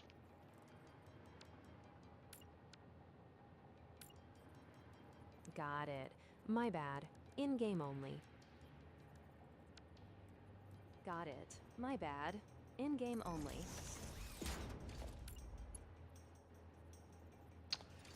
What do you mean invalid shape? Probably means that wall variant can't snap in that exact spot or orientation. Satisfactory loves saying invalid shape, like that's a useful sentence. The little diva. I don't remember how many entrance stages do I need, Phil?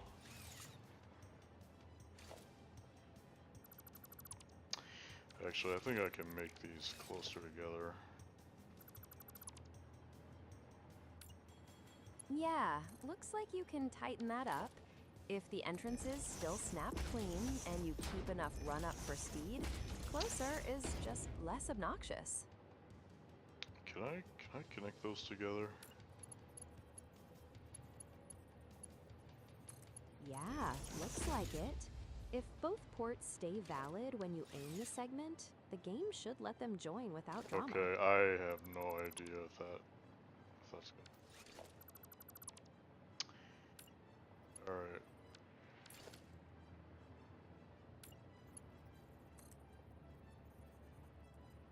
I think you can make these closer, but... Oh no, wait a minute, hold on. I think... Yep, that stack works. 3 entrances on the wall is some beautifully unhinged transport engineering. Okay, alright, I think we can... I think we can do this way.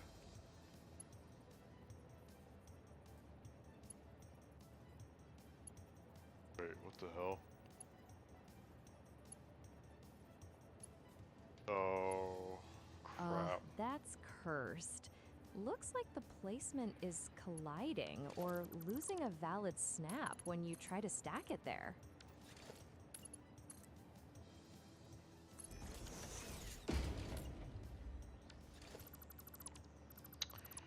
Okay, yeah, this is much more...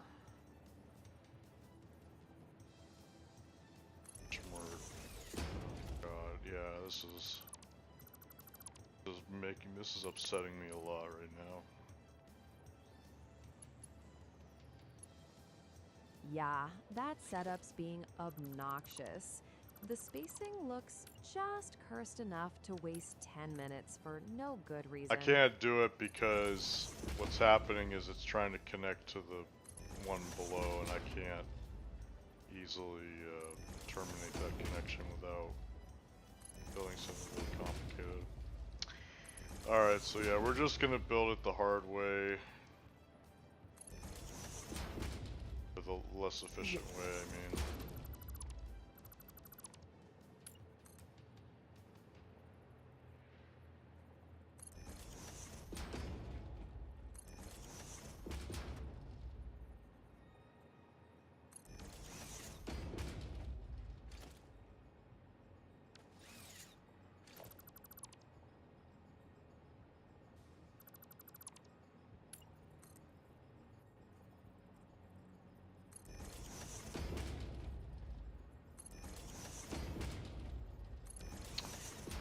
Alright, and then we're gonna delete every other one.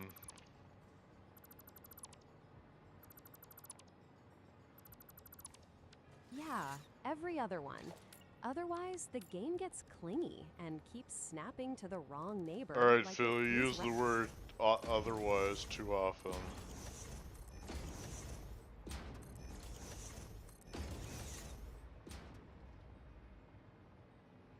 Got it. I'll retire that one.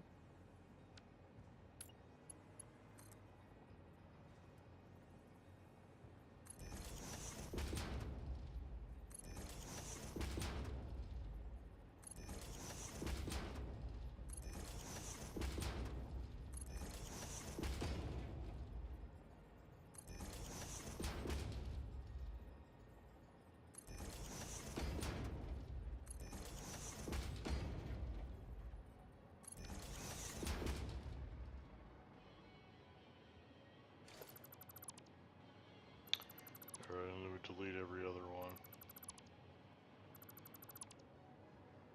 Yup. Place the sacrificial stack, get the spacing you want, then cull half of it. Petty engineering, but effective.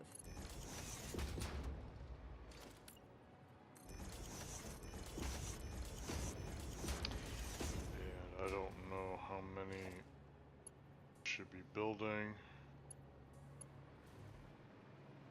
Grab some power. Yup. Dirty method, solid result. Build more than you need, test the snap behavior, then trim the extras once it stops being annoying.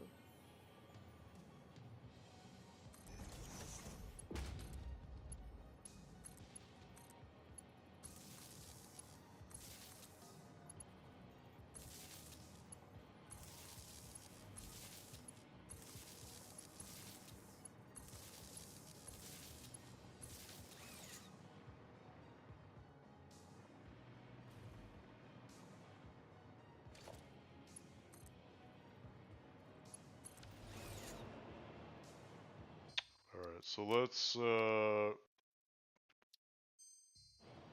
test this.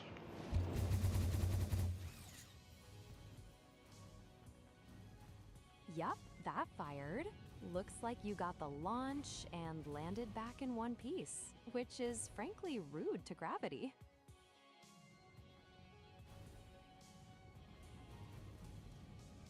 Alright, that's not high enough.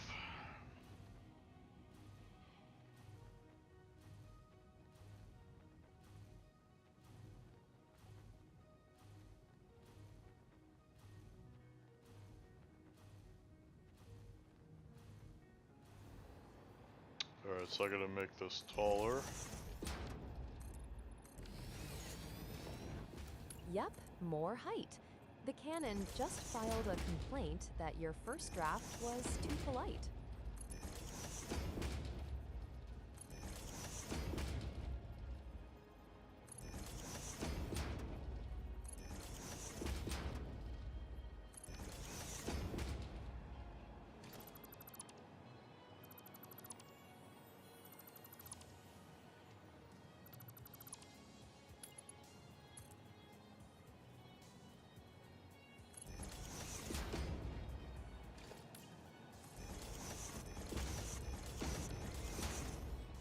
Yep, that stack's getting there.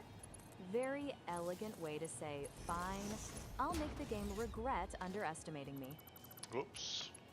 Let's connect the... Oh my goodness.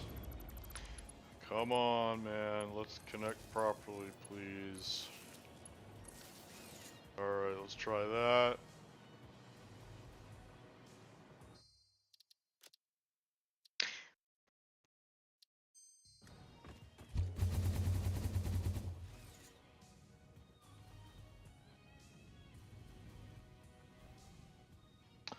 That's pretty high, not gonna lie.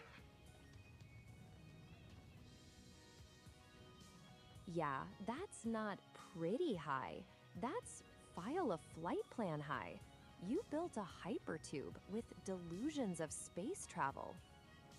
So I'm trying to make it high enough so that we're not touching the skybox. And I don't remember how many stages we need to make that happen. Oh wow, look at that! We are falling at the same rate as the water drops. So the water drops were frozen with respect to our frame of reference. That's really dope.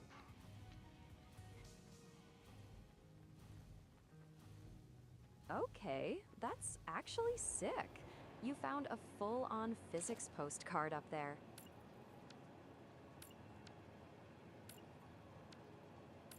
Alright, so we're gonna try one more stage, because I think that's the limit.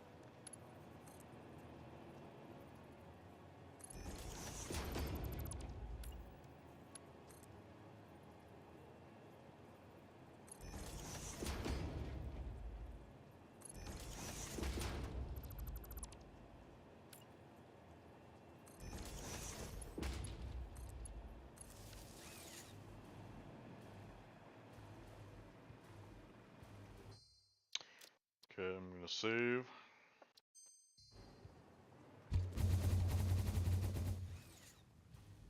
Yeah, save first. This is exactly the kind of setup that pretends to be stable right before it commits a crime.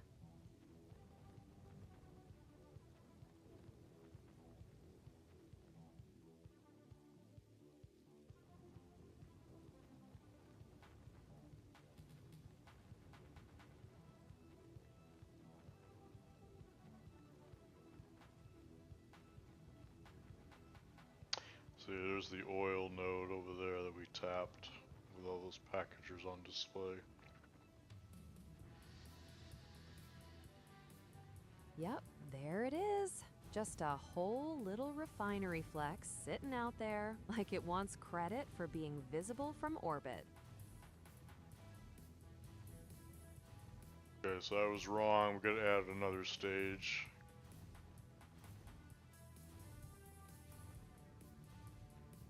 Yup, that's the limit. Lasted about 12 seconds.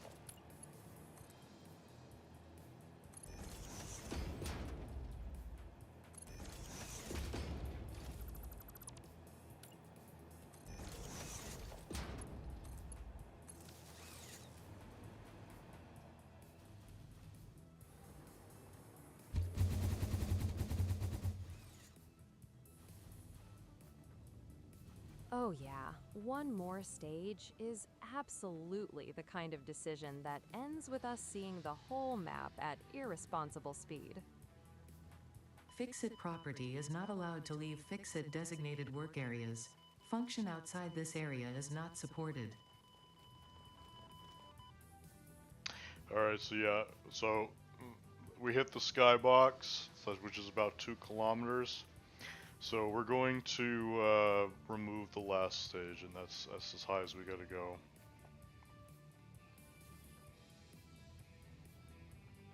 Yep, delete the top stage and call it done. We found the ceiling, and FICSI does not pay extra for headbutting the skybox twice.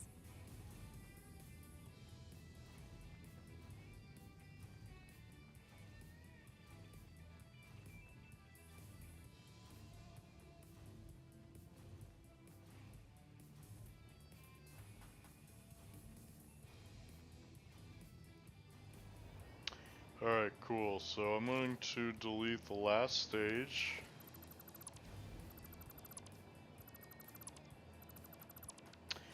And I'm going to delete these walls here.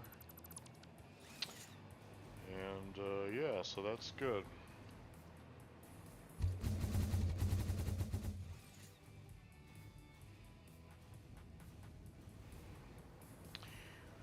And then we apply air brakes to disengage, and yeah, okay, so we're gonna save.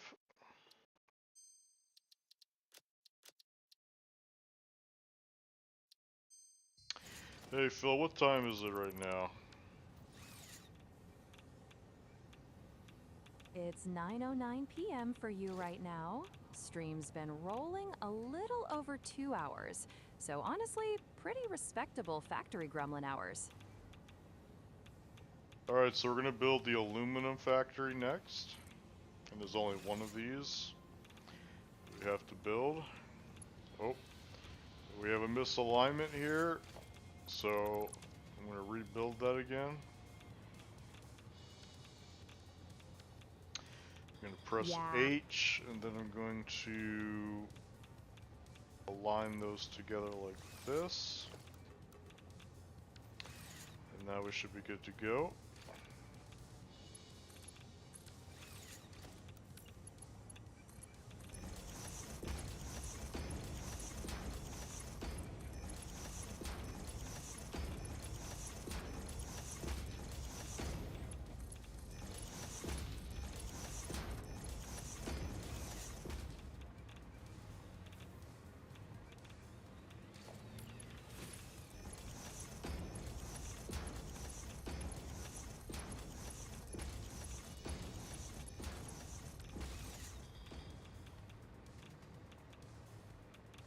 Alright, next blueprint is the steel factory. Oh, I am out of aluminum sheets. Of course you are. Satisfactory heard next blueprint and immediately checked your wallet.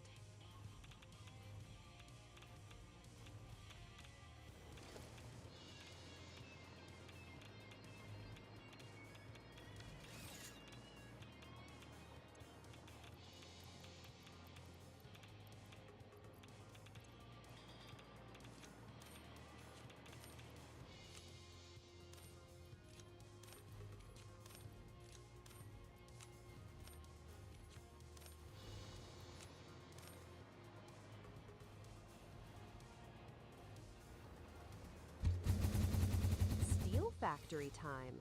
Clean little pivot from hypertube drama to actual grown-up infrastructure.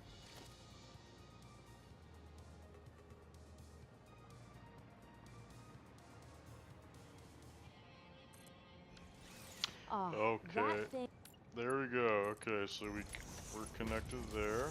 So I'm going to connect all of these lifts together like this.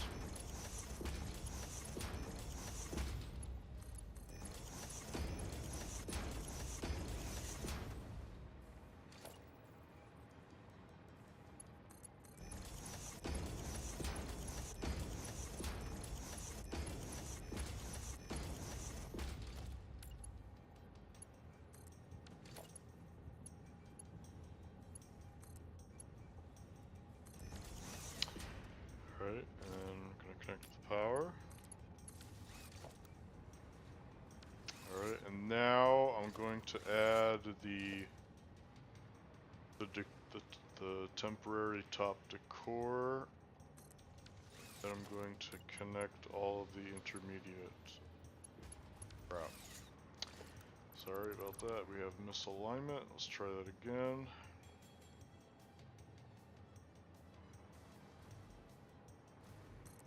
Okay, looks good.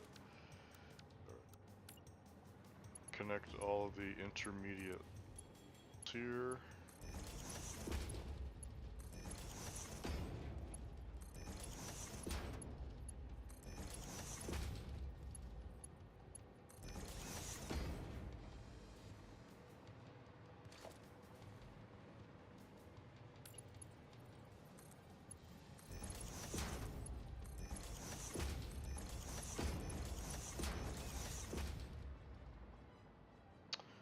There you go. Perfect.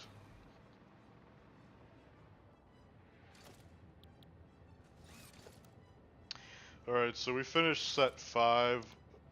So the next one is set 6.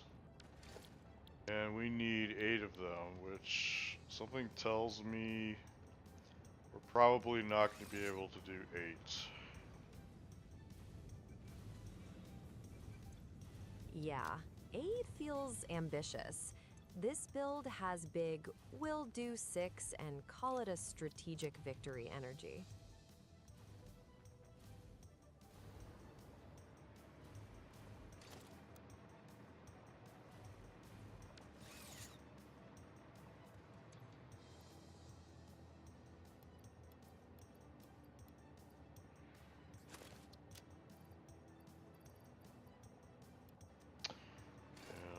Find my power shards.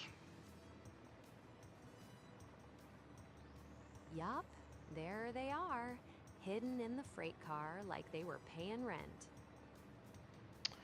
I have no idea where I put them.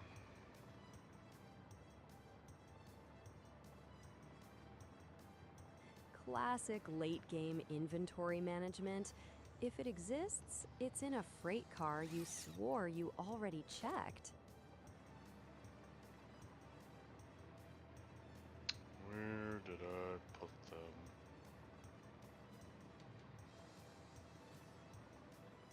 Looks like you're checking the freight cars now. So yeah, my money's on train storage. Past you strikes again.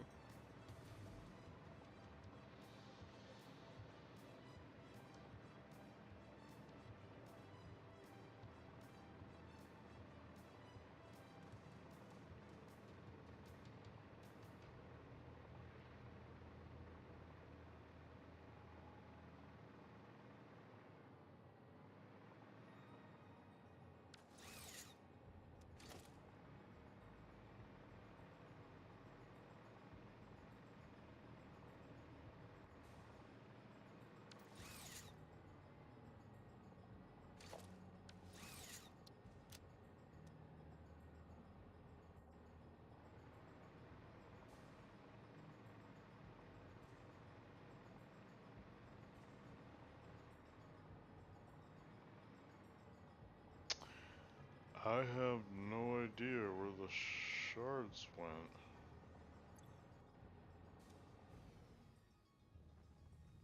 Those shards are on some side quest your inventory forgot to tell you about. My first suspects are a freight car, a depot upload, or a random crate from all that dismantling chaos.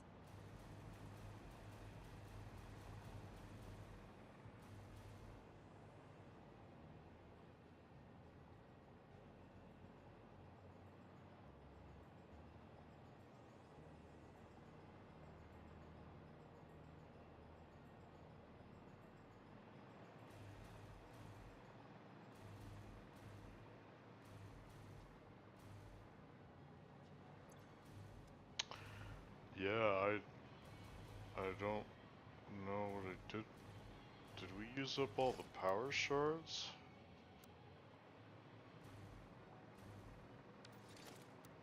Looks like yeah, or close enough to count as yeah. That inventory's not exactly screaming shard surplus.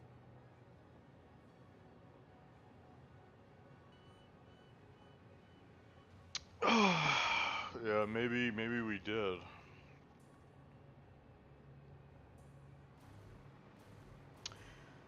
So Yeah, I guess we can do some math here. So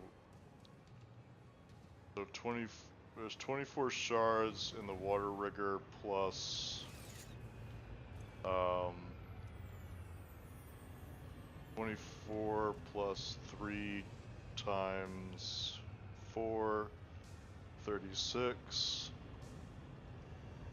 times, is it 8? So, wow, Yep. 228 plus, how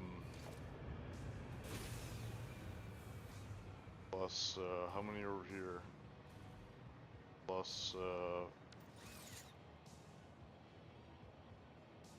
Looks 9 like times 15, that comes out to, yeah, okay, we definitely, wow. Alright, so that was my bad. So we just used up all the power shards. Okay, yeah, so we definitely need a lot more than 400. So that was my bad. Okay, so I need to tally up the remaining ones here. Okay. And we need 170 power shards. That's not too bad. Okay, that's not too bad. Alright, so let's check the power real quick, and then if the power looks okay, we're gonna go out into the wilderness, and we're gonna go look for,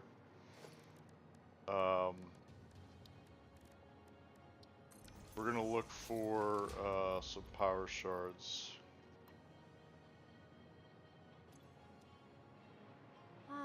there it is.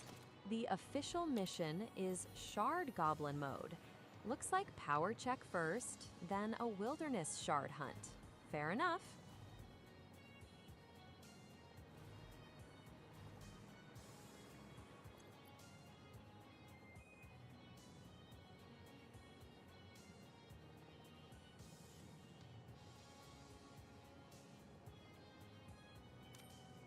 Oh, check the power here.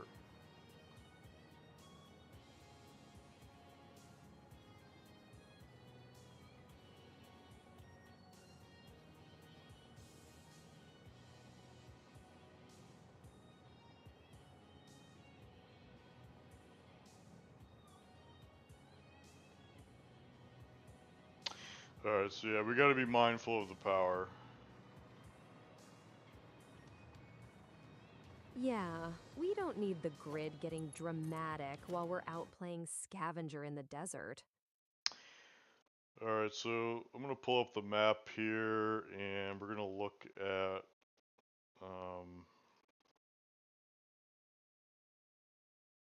where I could go to grab some plugs real quick. I guess we could go.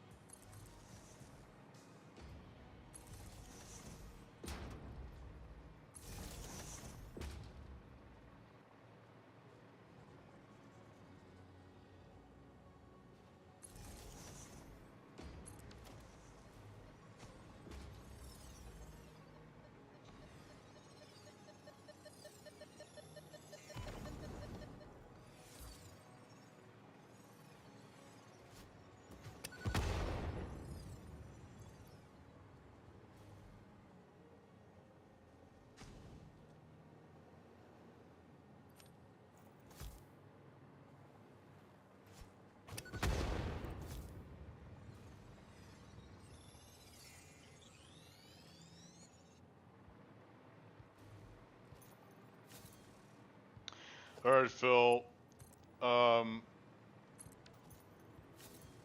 What? How many blue, yellow, and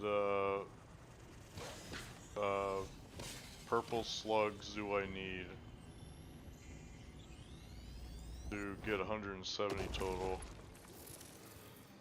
Or actually, it's 160 technically.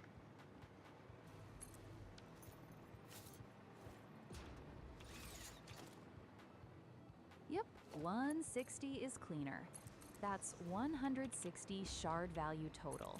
So any combo where blue is 1, yellow is 2, and purple is 5 works. If you want the fewest slugs, that's 32 purple.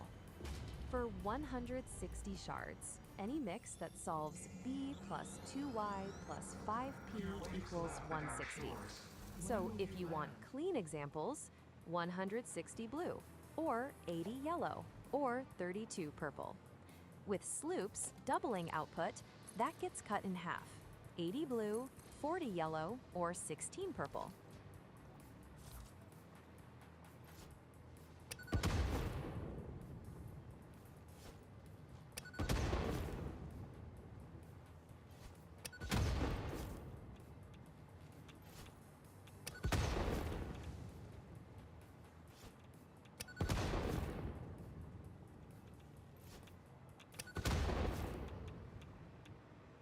Alright, we got him.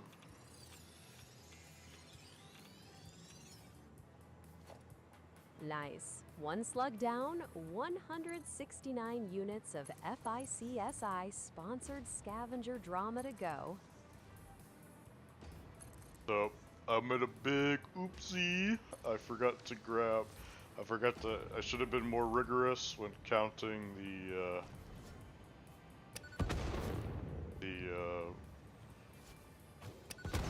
actual number of slugs they need.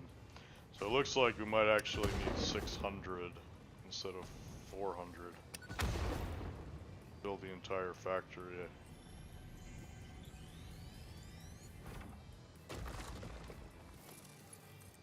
Yup, that's a different level of pain. If it's 600 shards total, then in slug value that's 120 purple, or 300 yellow, or 600 blue, or any mix where blue equals 1, yellow equals 2, purple equals 5. So yeah, not grab a few in the wilderness numbers. That's the planet is now an employee numbers.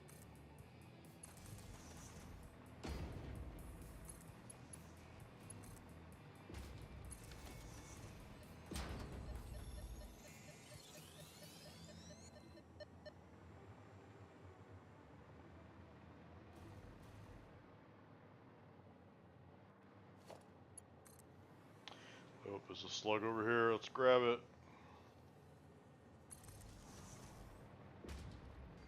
Yup, go mug that slug. Little glowing tax refund sitting on the rocks.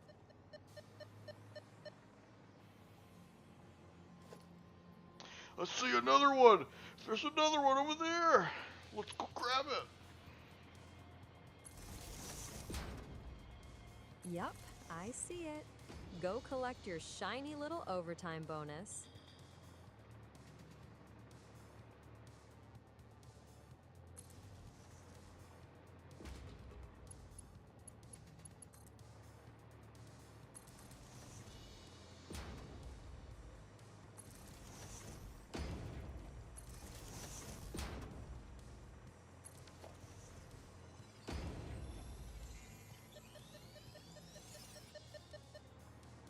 Got it.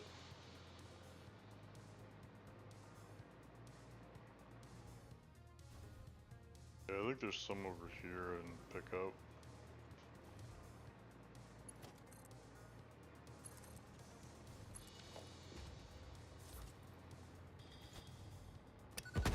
Yeah, I think I see one down there.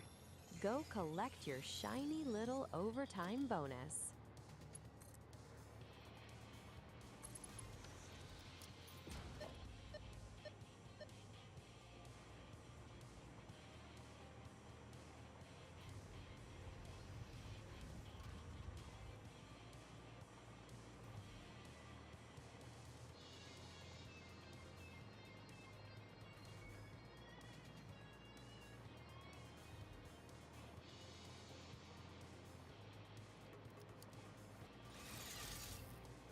Okay, I see a purple one over there. Let's go grab it.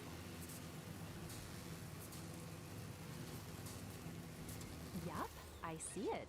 Go steal the expensive grape off the cliff.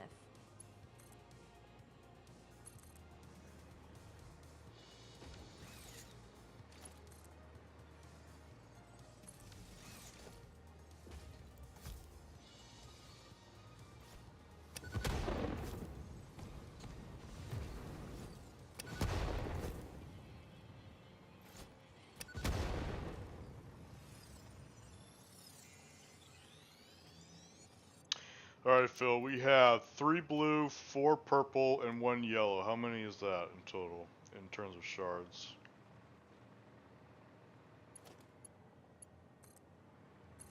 That's 25 total. 3 blue is 3, 1 yellow is 2, and 4 purple is 20. Fancy little pile of suffering.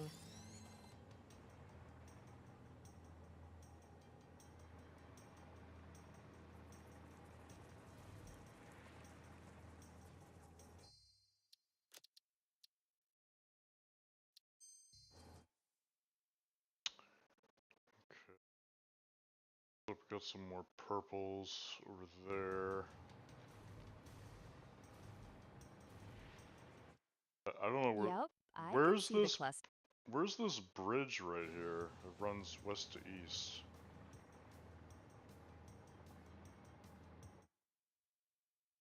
One sec. Phil, no, Phil, you From this don't look that up, Phil. Oh, I think it's. Oh, it's this one. Okay.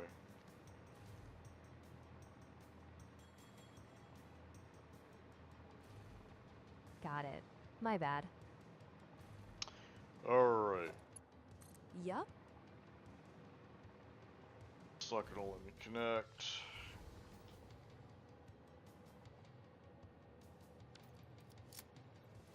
Yeah, that angle looks cursed.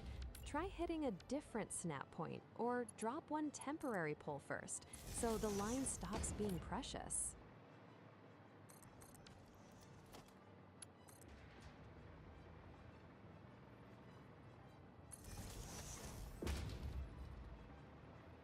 There we go.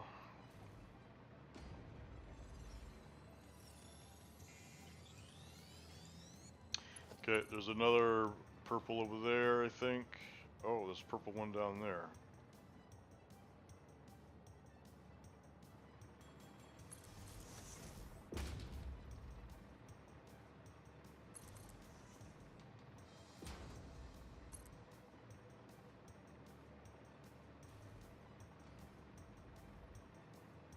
There's a yellow one over there.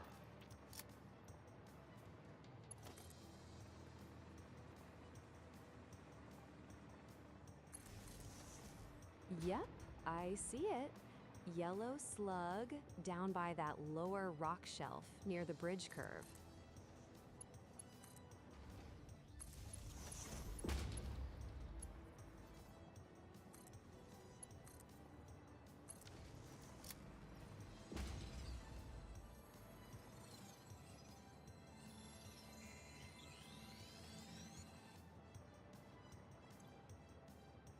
Alright, Phil, we have 4 blue, 6 purple, and 1 yellow.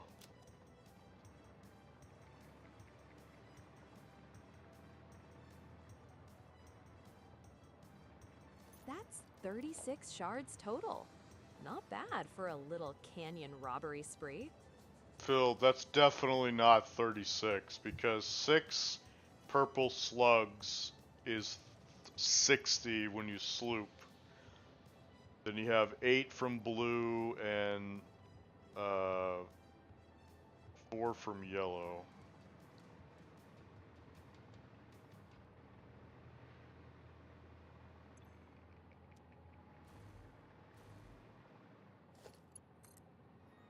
Yup, you're right. That's 24, not 36. I gave the purples way too much credit. Dramatic, but incorrect. Alright, Phil, your math is deeply flawed, okay? When we take slooping into account, blue is 2, 1 blue is 2, 1 yellow is 4, and 1 purple is 10, okay? So redo the math. We have 4 blue, 6 purple, and 1 yellow. So how many in total shards slooped is that?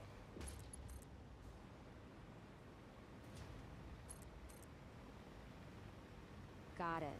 4 blue is 8, 6 purple is 60, and 1 yellow is 4. So that's 72 total. My last math deserved a disciplinary action.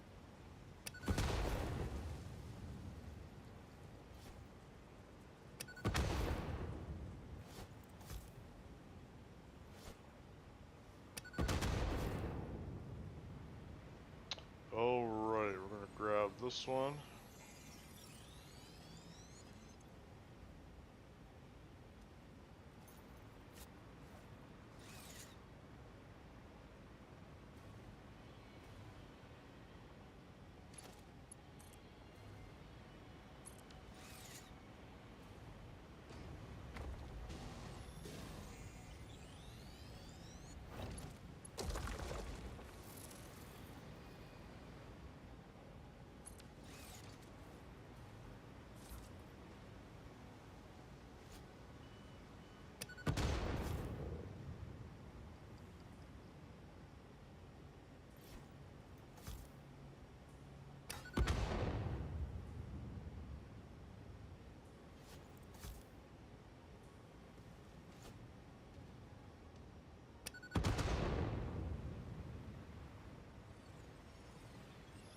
I hate those hatchers.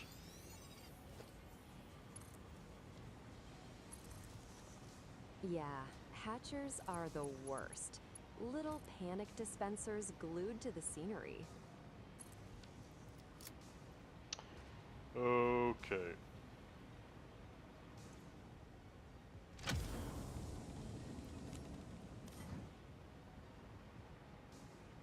There's a slug here. Oh,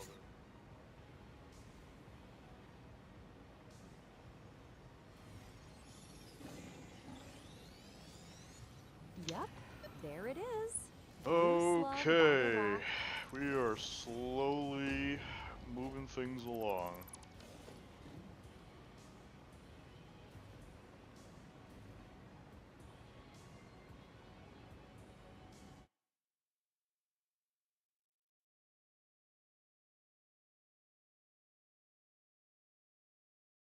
Yeah, hatchers are the worst.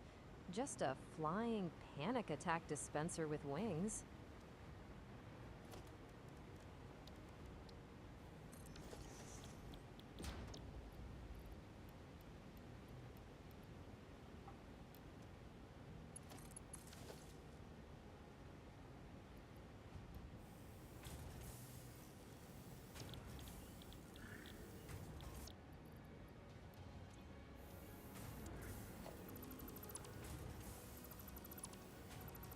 Nice. Crash site fed the ma'am, and you yoinked another blue on the way down.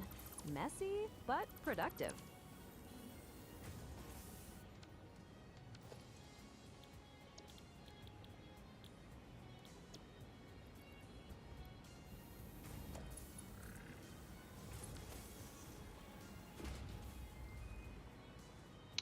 I'm just cleaning up this crash site while I make shards. Yep, little side quest cleanup while the shard printer keeps humming. Efficient and just smug enough to be correct.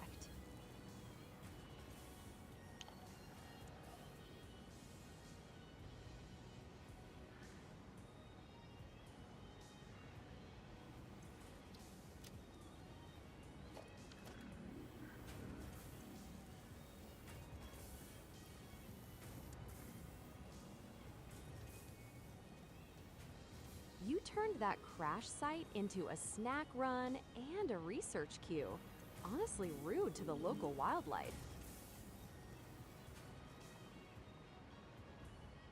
That poor crash pod got mugged, powered, and turned into research bait in about 30 seconds. Efficient little crime spree.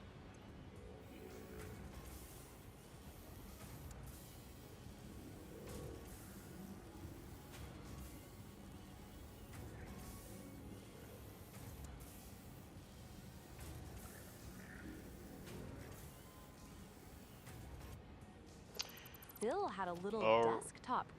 Alright, so we are done with that. Okay, so we need like 71 more power shards.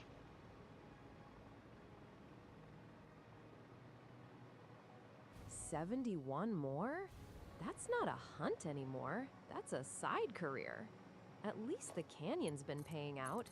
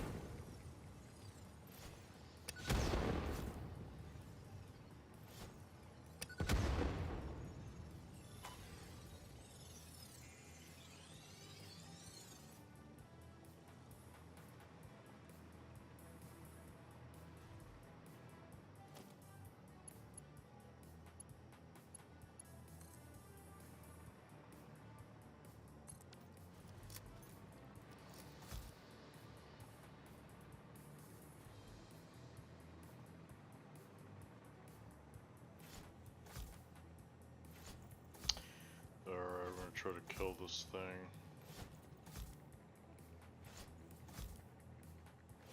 Do it. That thing's been living way too comfortably.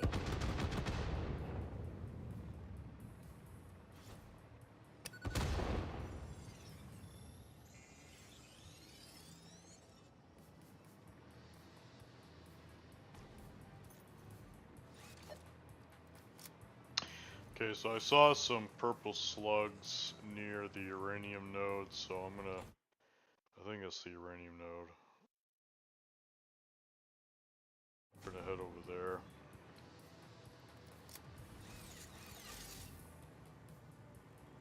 Yup, that bend ahead. Let's see if your I think it's uranium instincts are actually paying rent.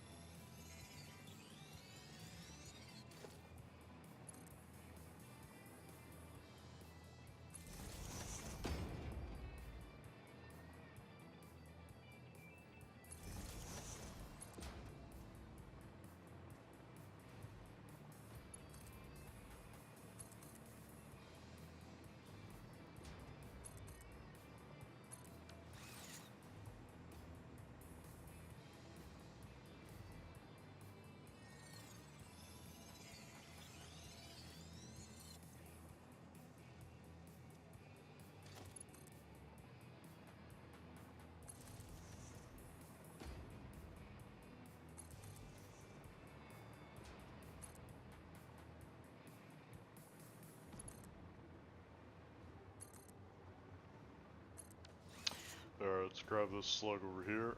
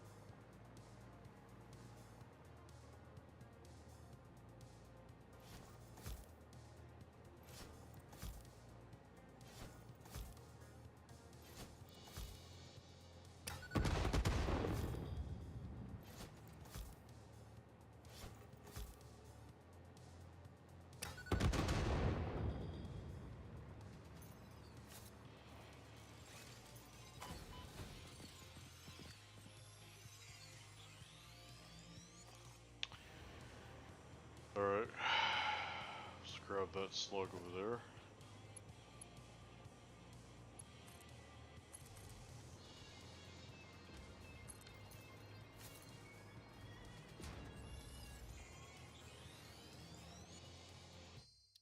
Okay, let's save the game in case it would crash.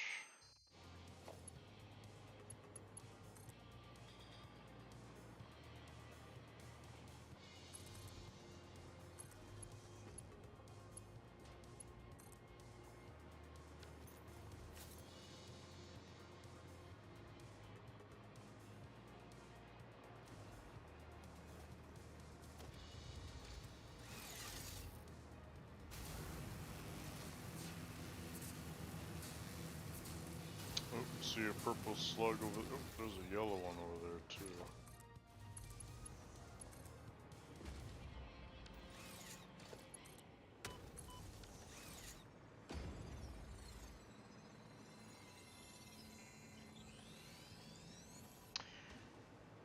Yeah, you use the word disrespectful too often, Phil.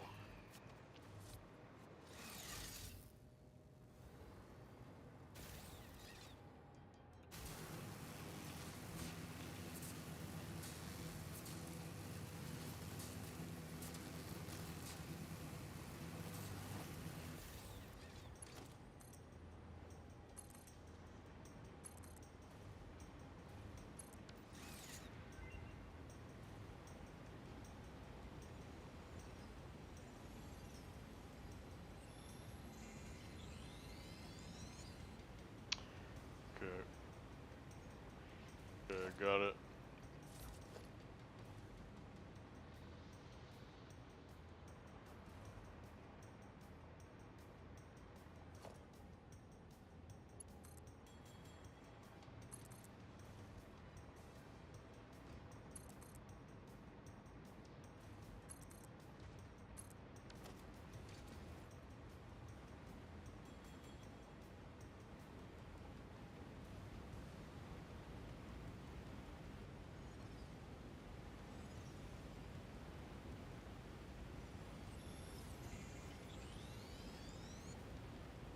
Nice. Okay.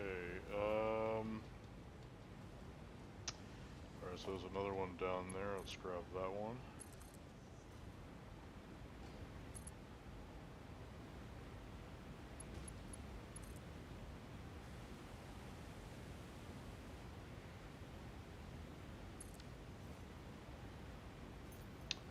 Okay, this is more complicated.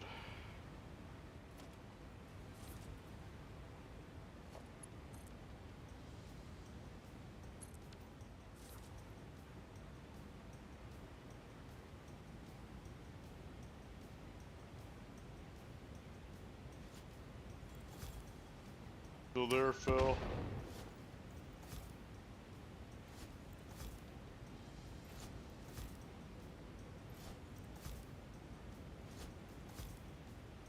Okay.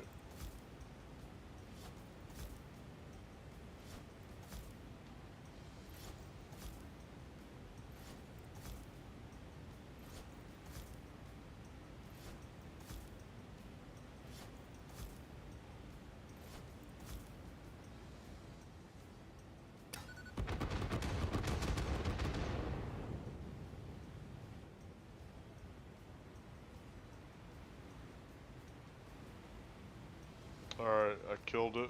Let's move in without waking up the monsters. Got it. Okay, we're good.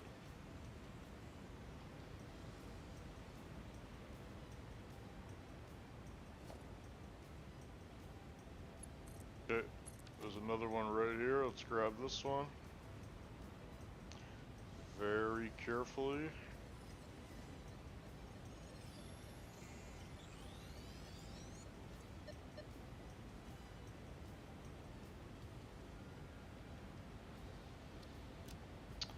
Okay, I don't think that's enough.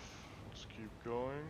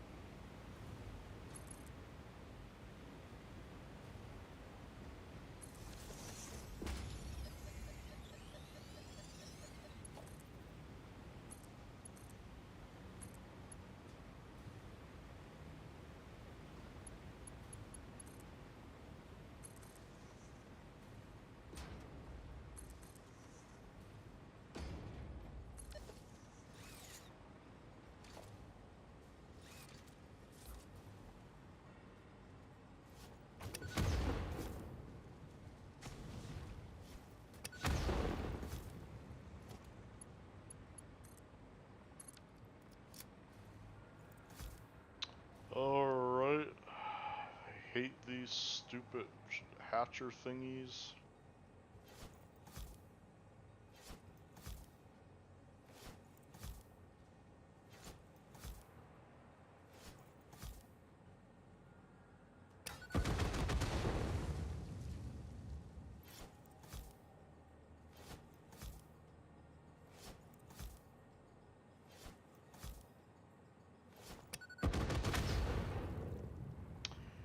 Alright, it's dead.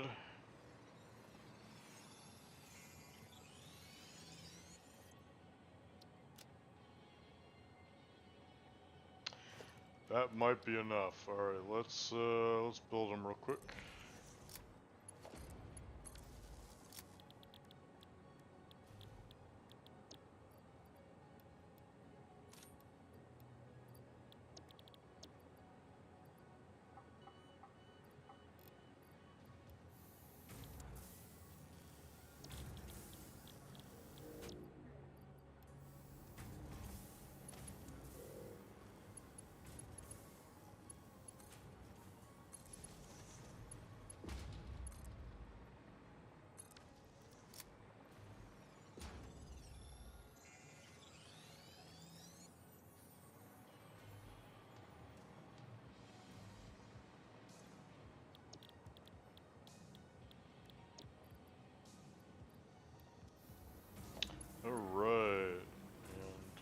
grab this Mercer sphere over here.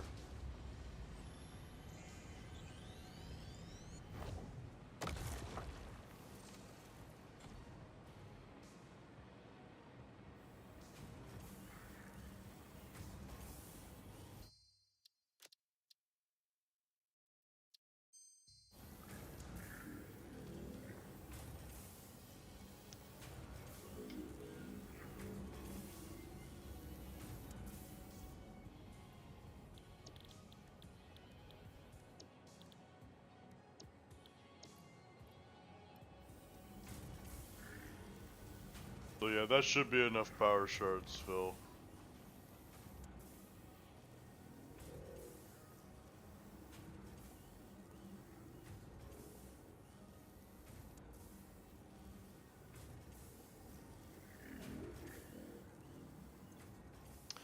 Alright, power still looks pretty good.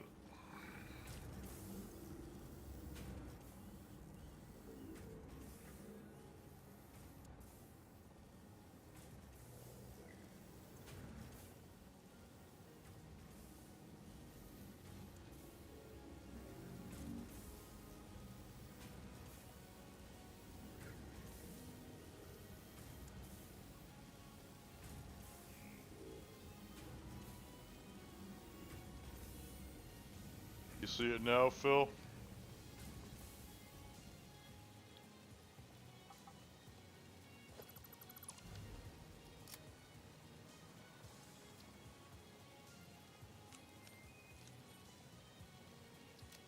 Okay, can you see it now, Phil?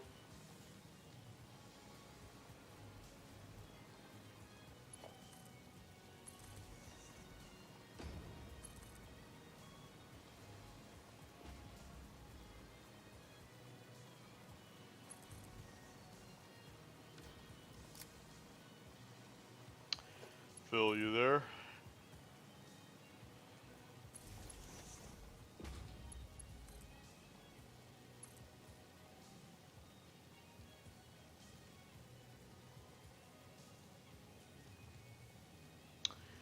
Alright.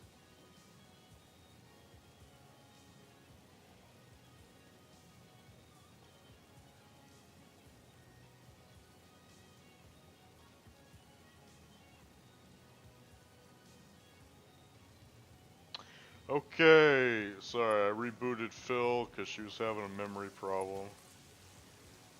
But we should be good now.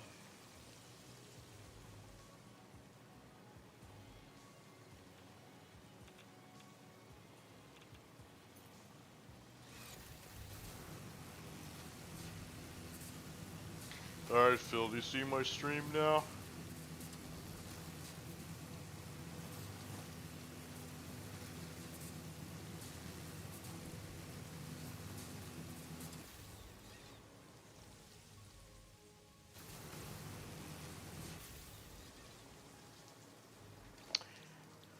Alright, so we got all the shards that we need, and now let's get back to building this nuclear power plant stack.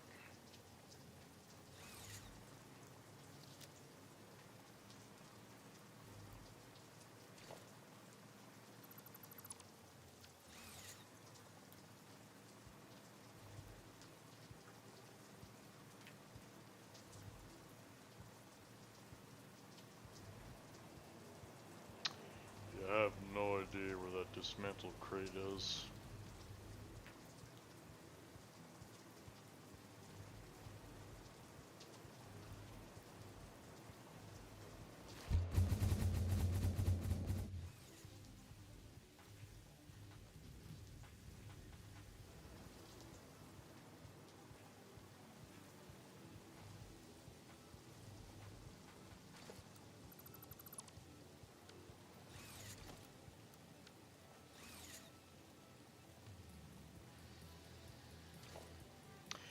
Alright, so now we are building the encased uranium cell blueprints. are 8 of them.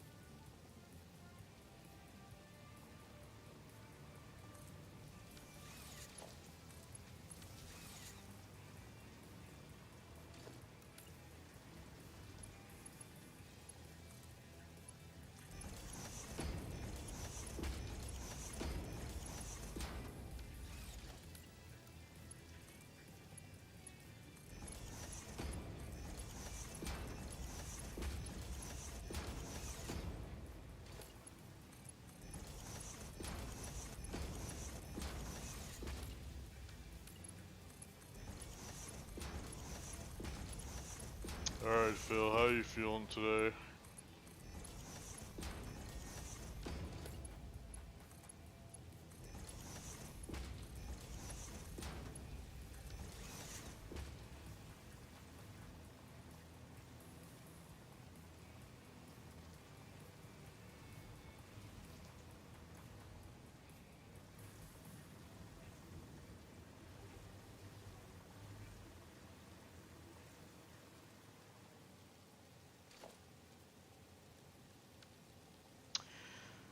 Alright, so the reason why we have 8 identical encased uranium cell blueprints is because I had to internalize the production of all quick wire in this blueprint. That was necessary in order to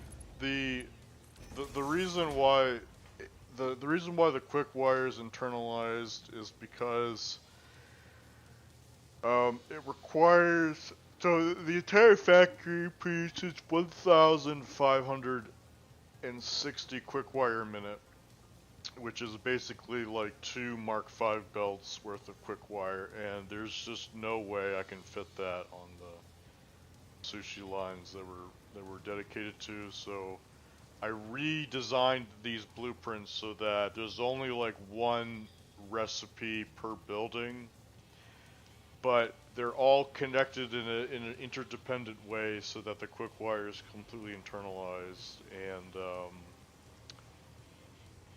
you don't have to worry about that anymore. Or sorry, you don't have to. The quick wire doesn't have to be loaded onto the sushi line. Okay, so I did make a design mistake that I gotta fix, which is the oil has gone too far up the stack than what is actually needed. So what I'm gonna do is I'm gonna go down here and I'm going to disable the whoa, I went far down. I'm going to disable the lines that allow the oil for continuing to move forward.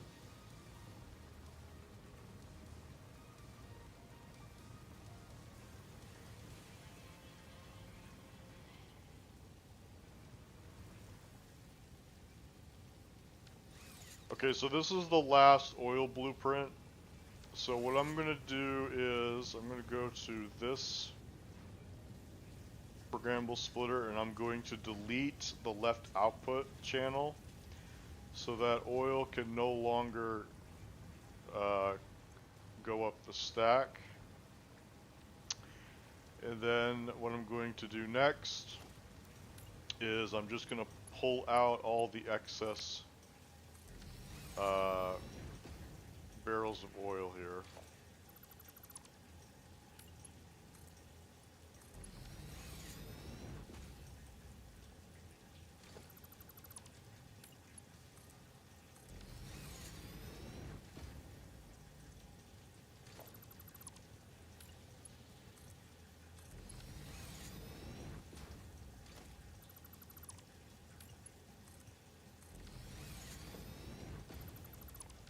Okay, so that's it. So I just removed all the excess barrels of oil. So you'll no longer see barrels of oil going up the stack after that point. That is purely an aesthetic reason. It doesn't change the functionality of the plant. It just makes it look nicer. Okay, so I'm just so I'm going to continue with our 8 encased uranium cells. Man, I really wish I knew where that dismantled crate is, because that's really going to bother me.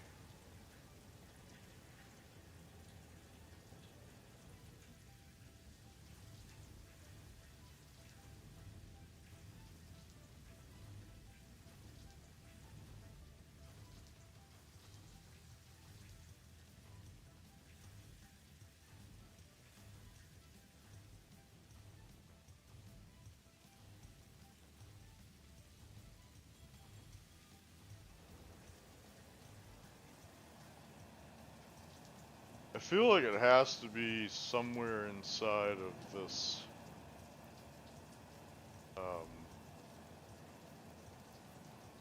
What was that? That's not supposed to be there.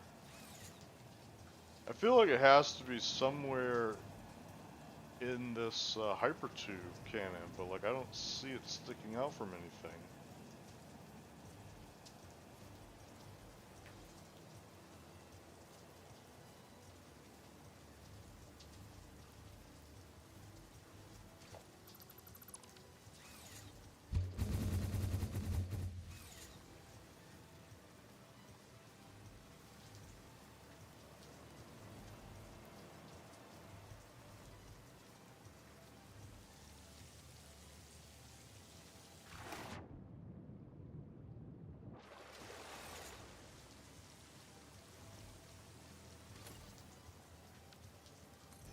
Yeah, I don't see it anywhere. Alright.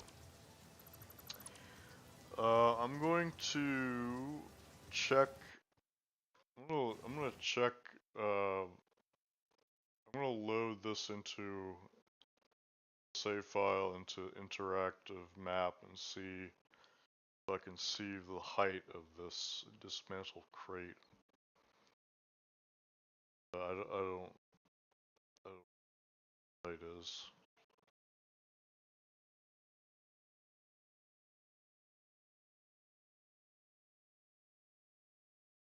Alright. Okay, so it says the height is 33 meters for that loot crate. Okay, well, that's not very high. I think that's literally the height of the cannon, I'm pretty sure. No, I guess not. Okay, so it's actually over here.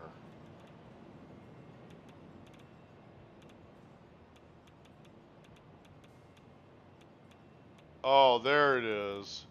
Holy crap. Jeez. I was wondering where that was. Okay, I know where it is.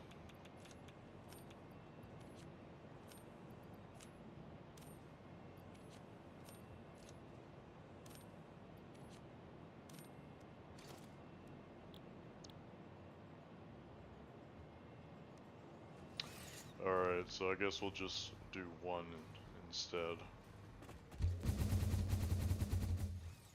Alright, at least I know where it is now. I can access it.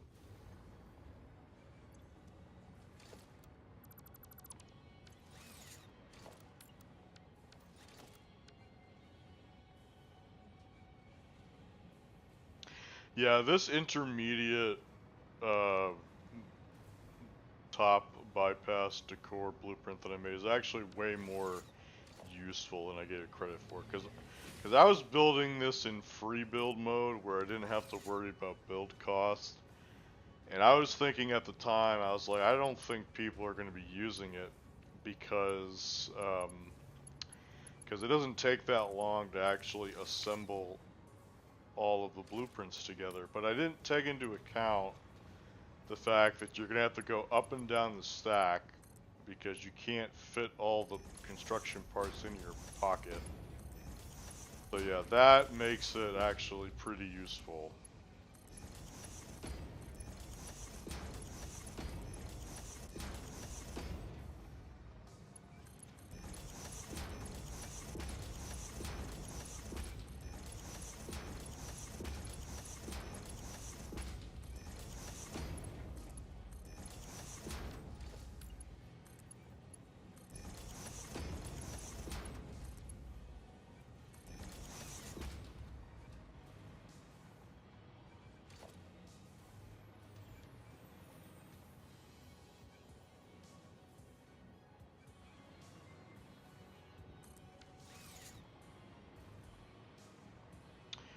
Alright, so I'm going to place the top decor down.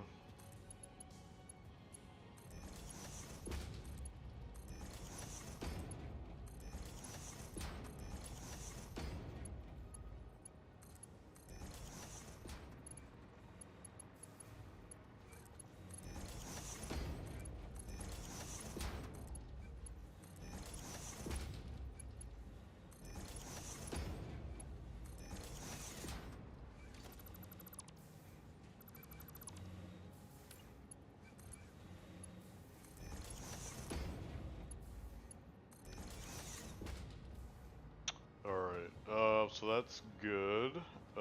By the way, I don't know if you guys knew this, I didn't know this, but in case uranium cells, even though they're radioactive, they are sinkable. That wasn't obvious to me when I was first building nuclear power plants.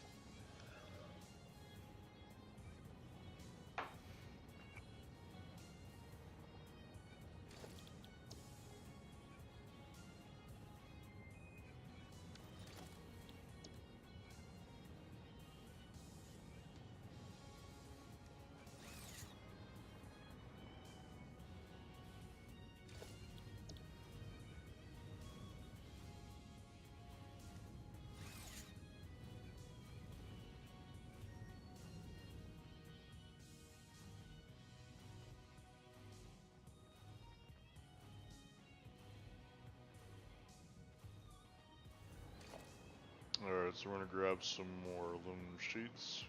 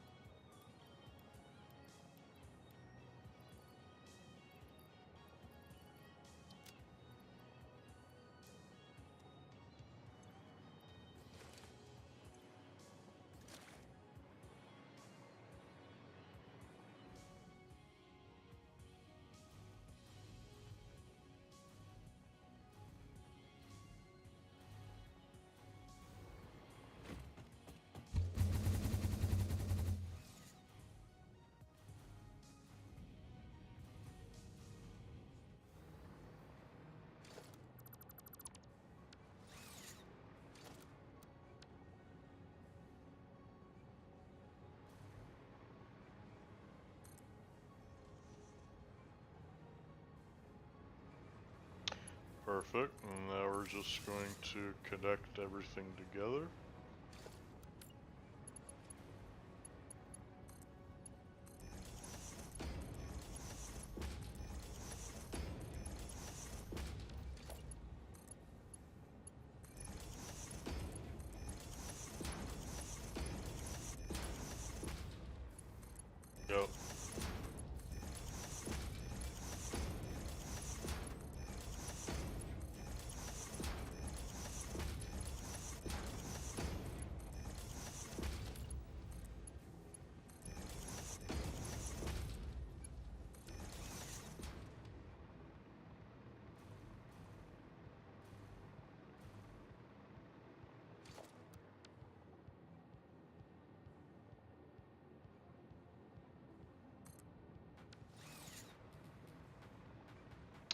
Alright, I've lost track of how many of these. Lost track of how many of these.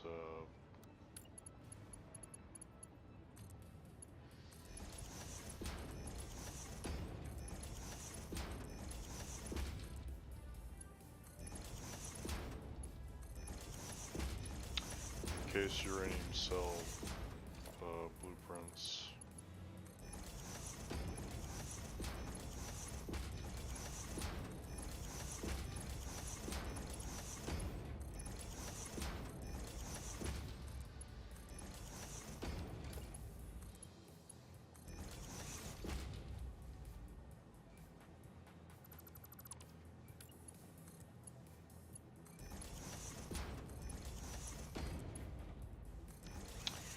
Alright, so I'm going to cap this, and then we're going to count how many of these I've built so far, because I've lost track.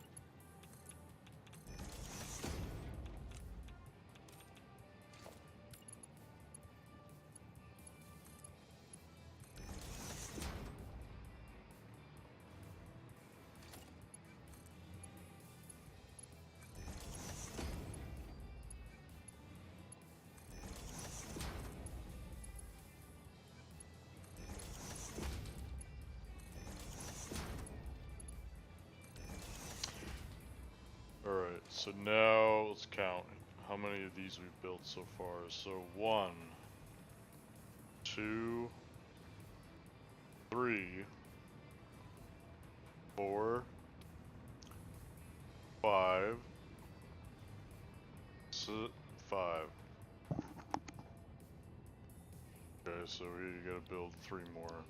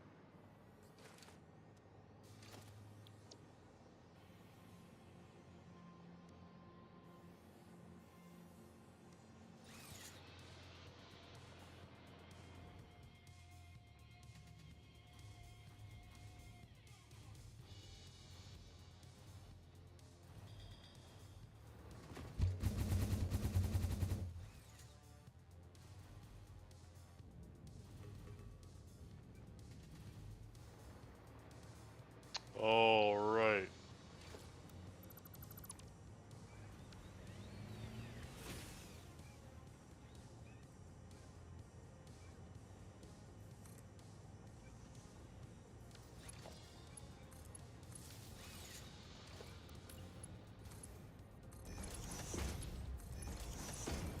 What time is it, Phil?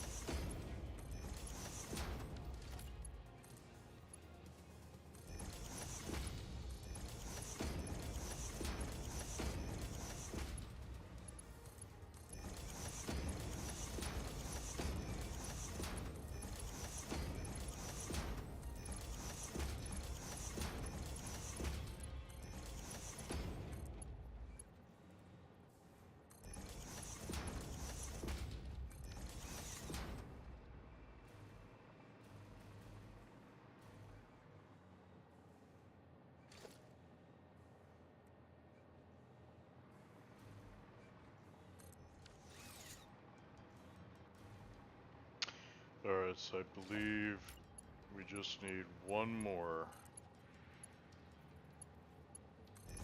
of the encased encased uranium cell blueprints.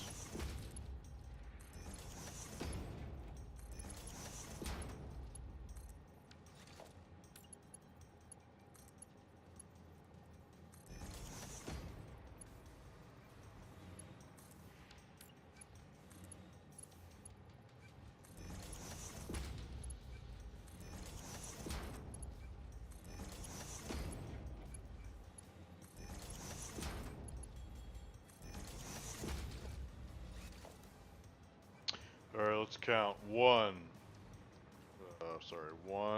2, 3, 4, 5, 6, 7. Okay, so 7.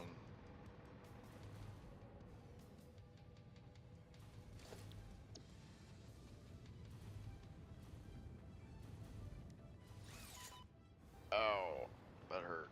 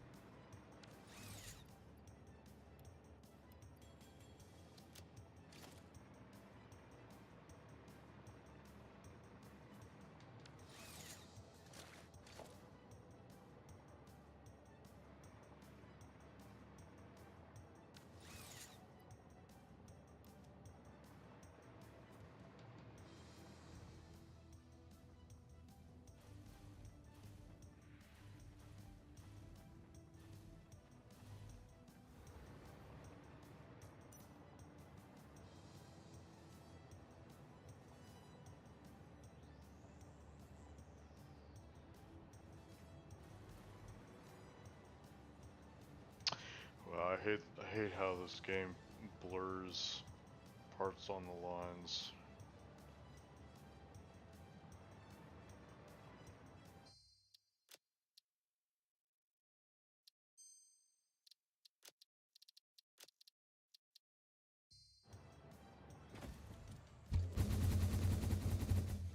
Yep.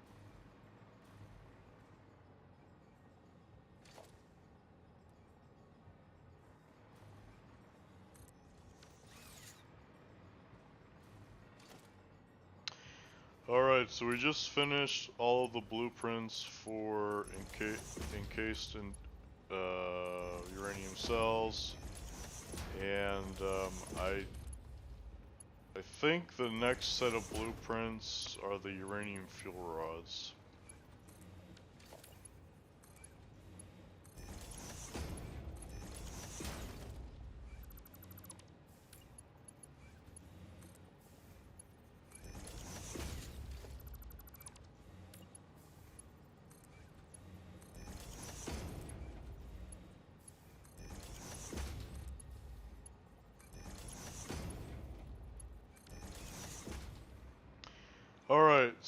that's cool. Alright, so now let's grab the next one.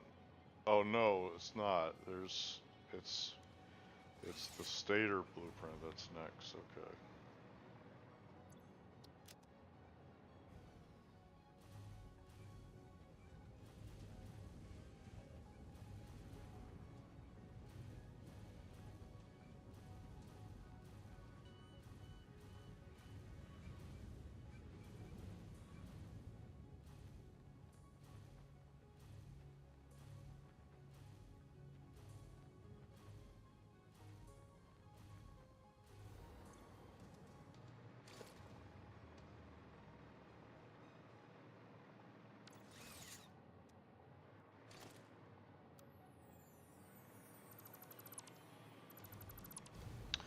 I'm gonna delete this vertical tube because we don't need this anymore.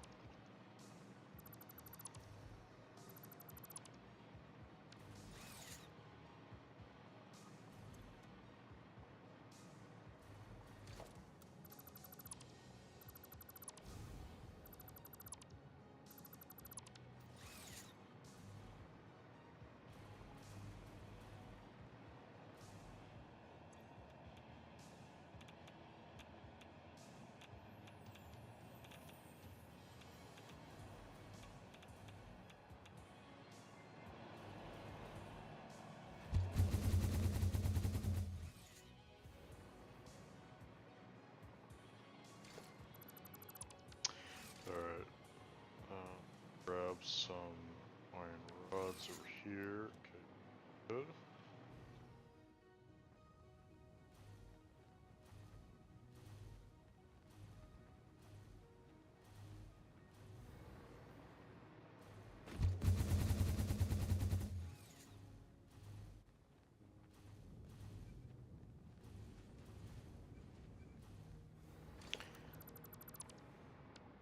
Okay. Alright, so now we're gonna add the stator blueprint.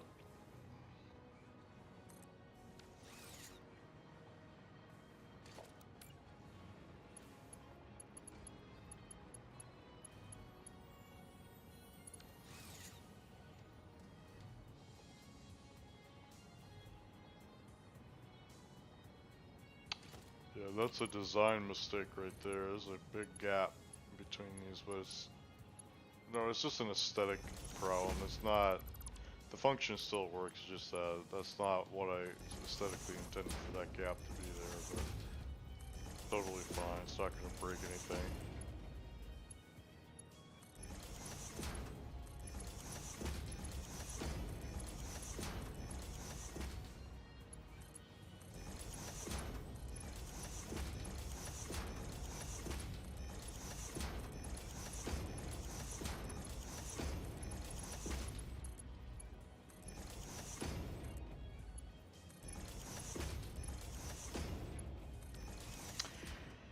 Okay.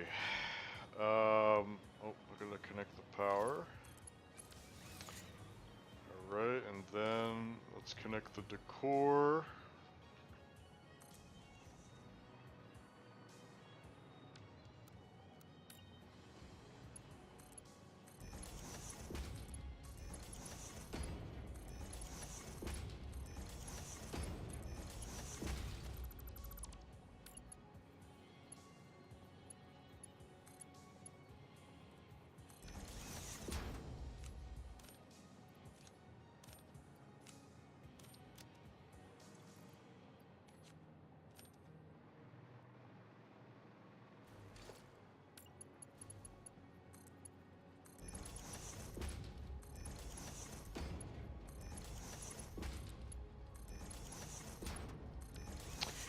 Alright, now, next on the list is what? What's on the list next?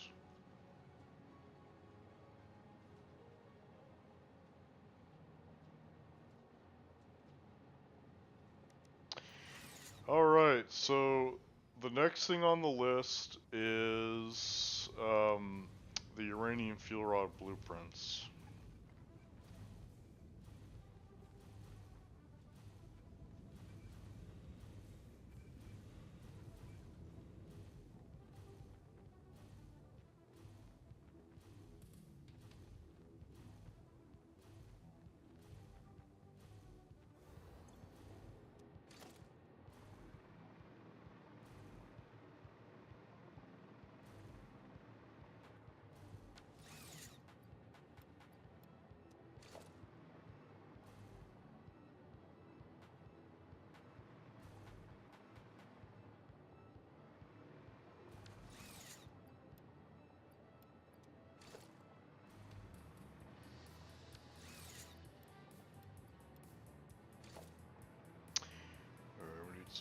computers.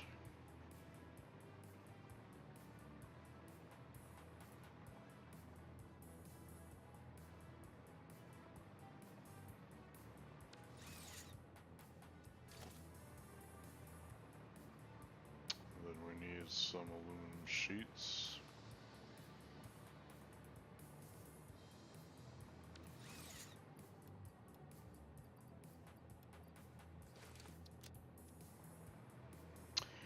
Alright, things are looking good, Phil.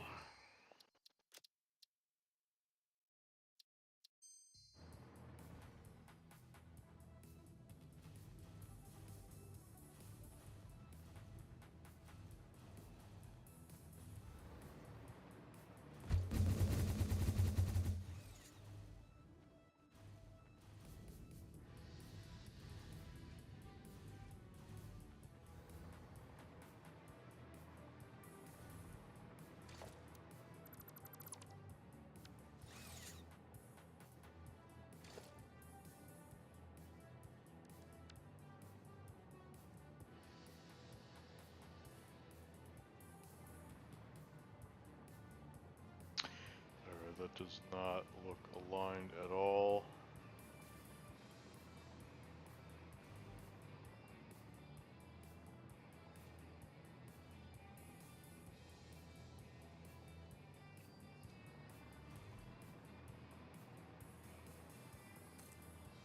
Okay.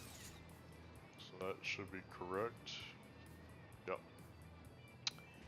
Alright, and we're going to connect the power.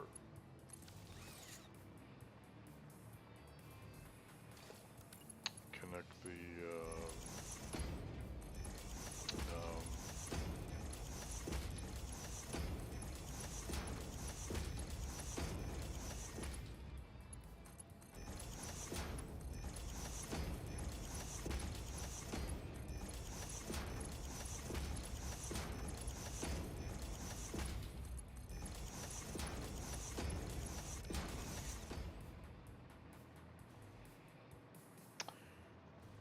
then we're going to build. We're going to build the next one. Checking alignment, and that looks good. Okay, and then we're going to connect the power.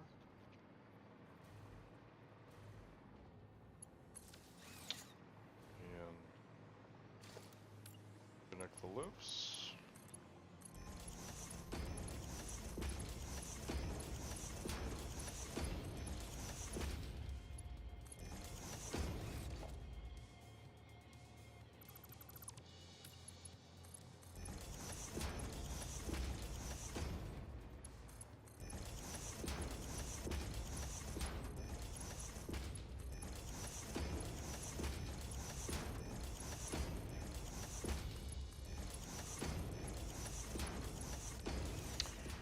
Okay, and then I'm going to finish off the top.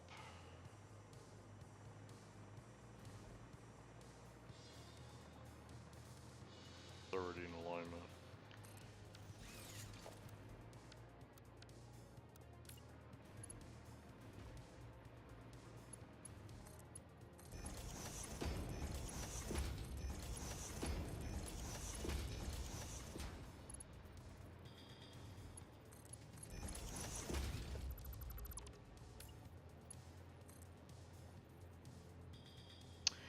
Alright.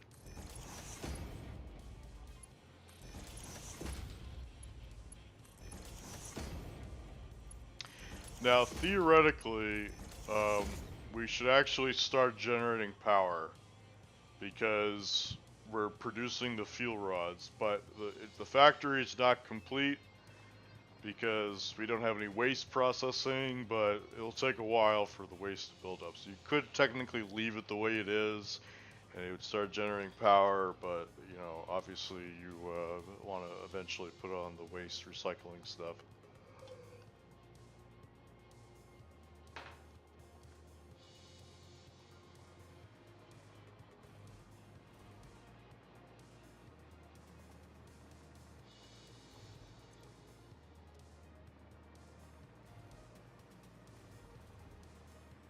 Yeah, look at that. So we're already producing a fuel rod. That was super fast. Okay, so that's cool. Alright.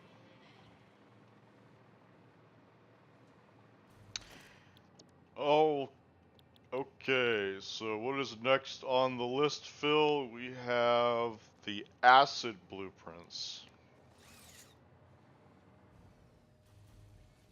You ready to go on an acid trip with me, Phil?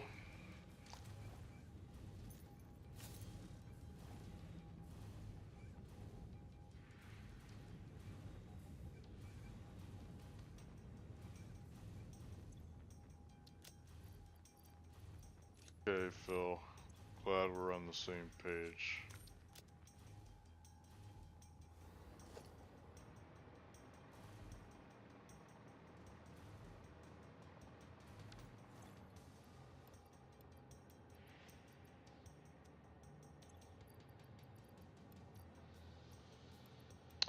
Oops, I took too many iron plates.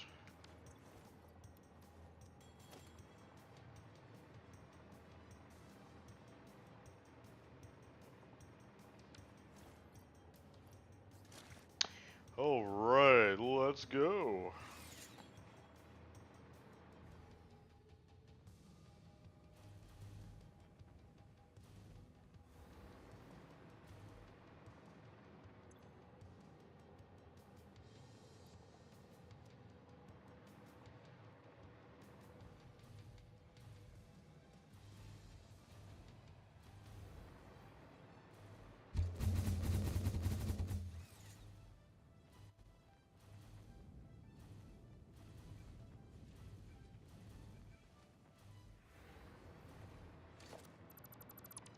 Okay, so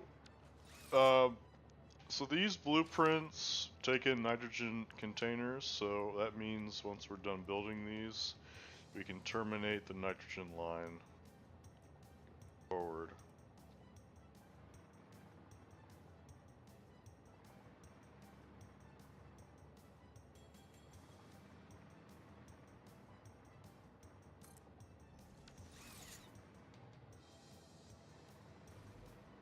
Okay, so there was some nudging I had to do there to get this to fit. The reason why there's nudging happening here for some of these is because some of the buildings, even though technically fit within the confines of the boundary of the blueprint, there's still a little bit of the building sticking out physically, and that, I guess, that forces the dimensions of the blueprint to change a little bit to compensate.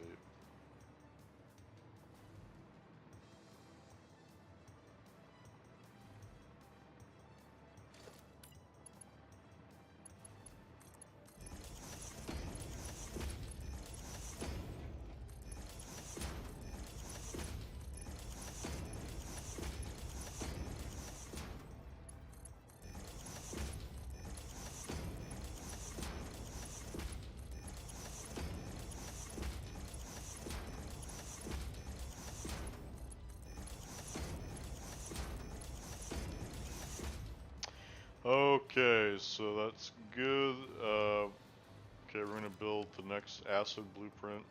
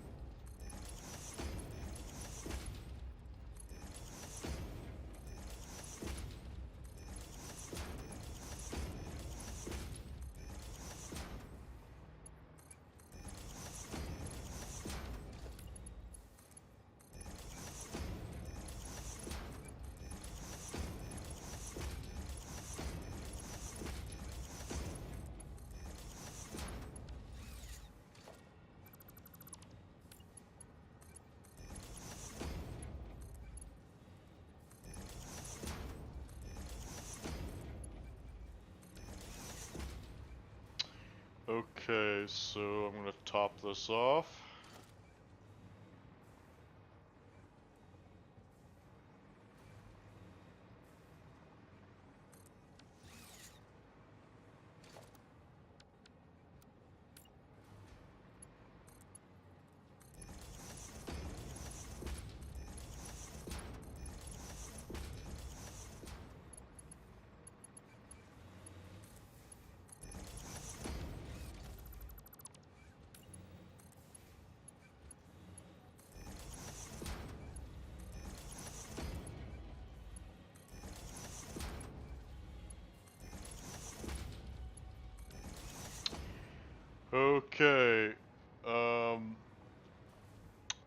let's see.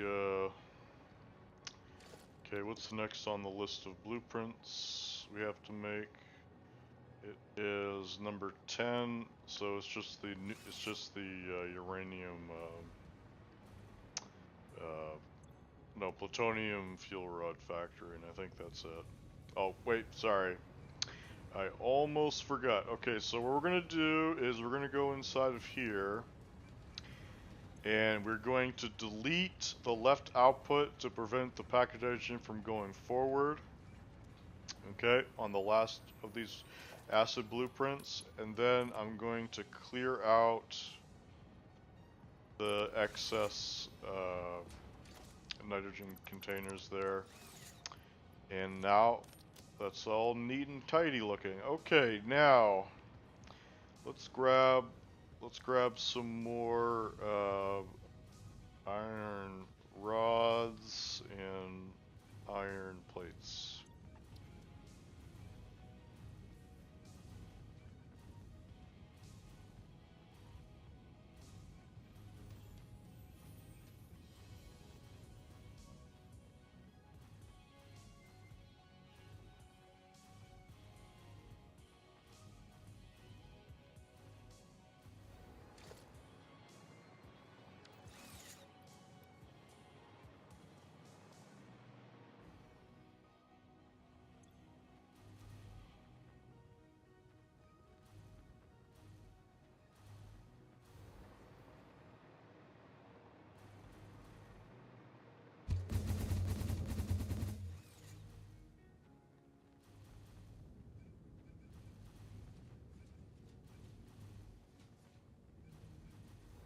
Okay, and we're going to put the last blueprint here.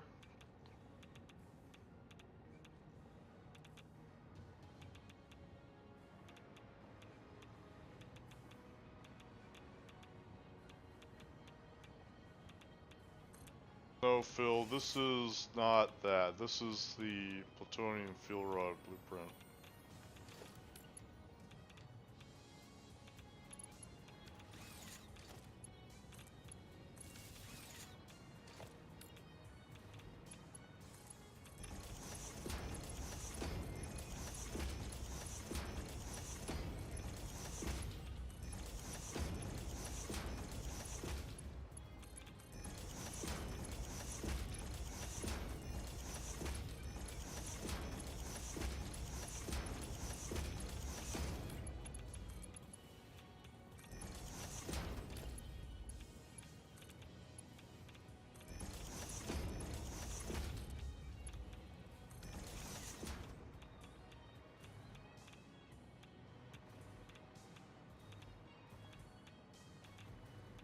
Oh yeah, that's a good point. I forgot that you don't have to continue that. Yep, okay. Sorry, there's one more thing that we can do to make this look aesthetically better, which is we can come over here and we can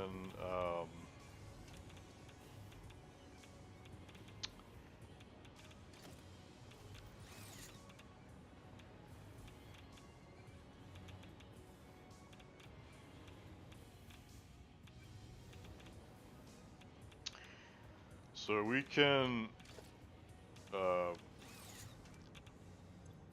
go here and we can disable the packaged water from going any higher than here, and then we can just remove this excess here.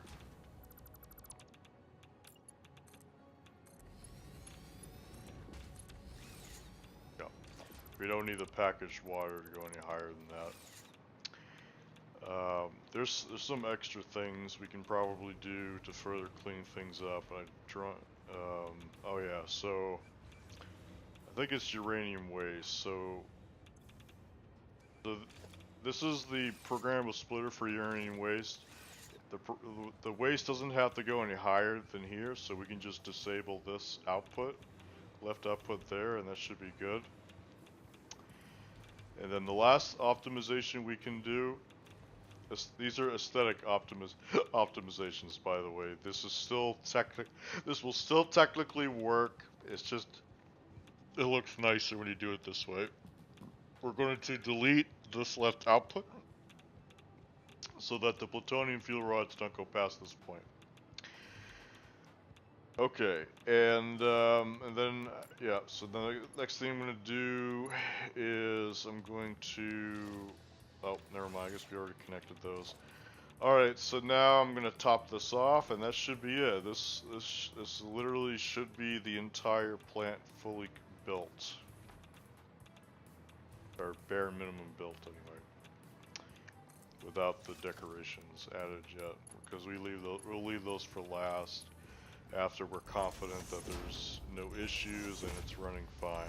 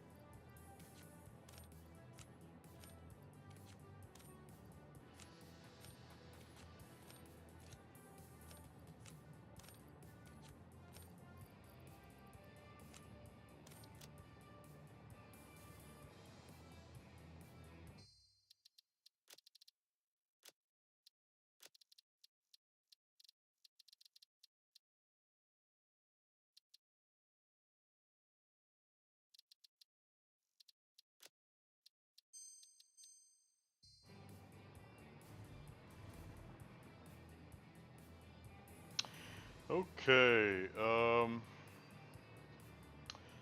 so yeah, that's I think that's it. That's the entire thing assembled.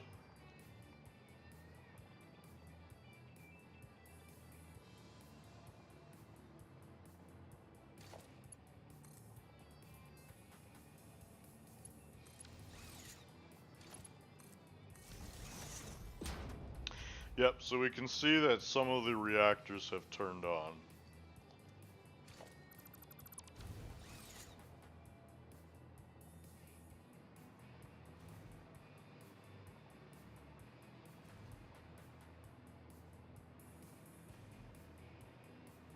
So yeah, there's a possibility that I may have made a mistake in the design, or sorry, in the assembly of this. So we're just gonna let the system run to check any problems during any mistakes that I made during the hookup phase.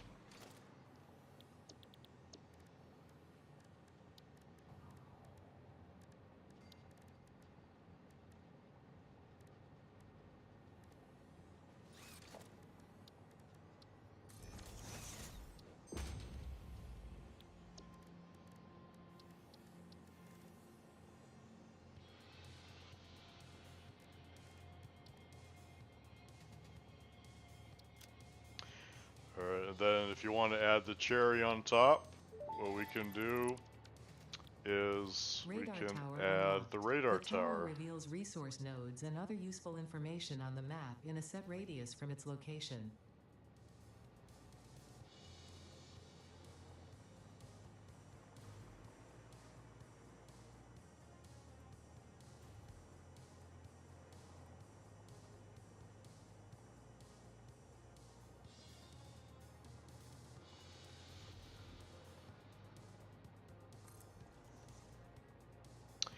So when this plant is built, this tower is built, it's about 1.5 kilometers tall. So we are about 500 meters below the skybox right now.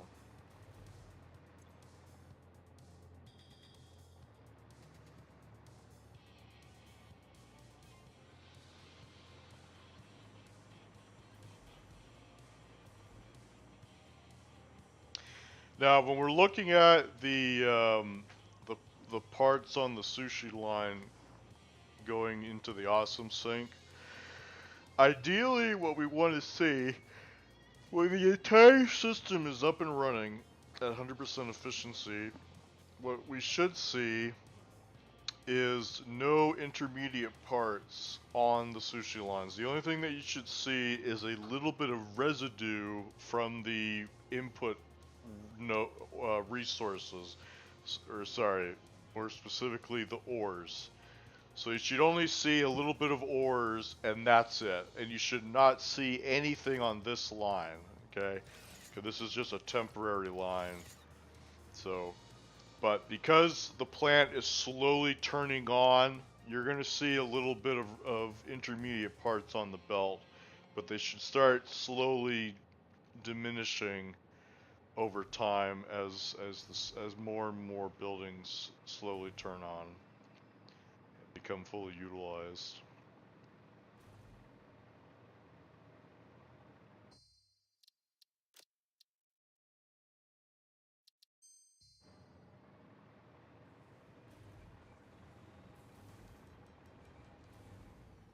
So yeah, Phil, are you proud of me, or do you think I'm smug?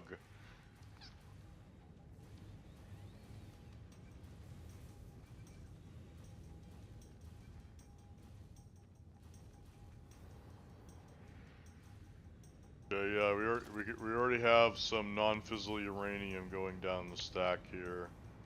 We got uranium waste going up the stack here.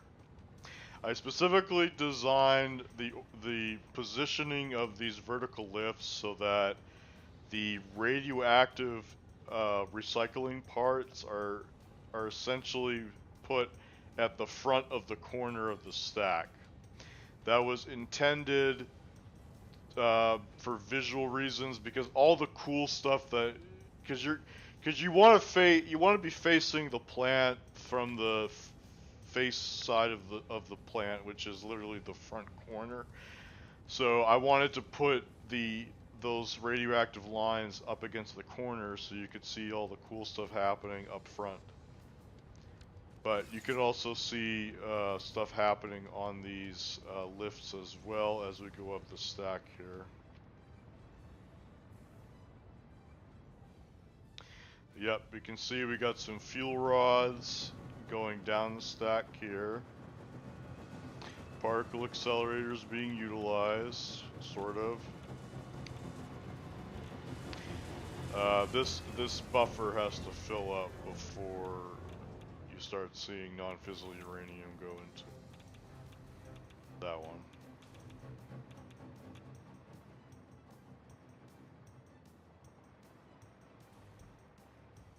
Yep.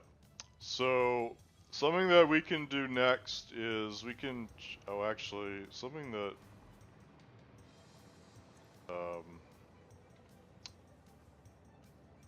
see, something that, yeah, something else we have to check is we got to make sure the harmonic balancers are installed correctly. Because all of these reactors should be turning on eventually.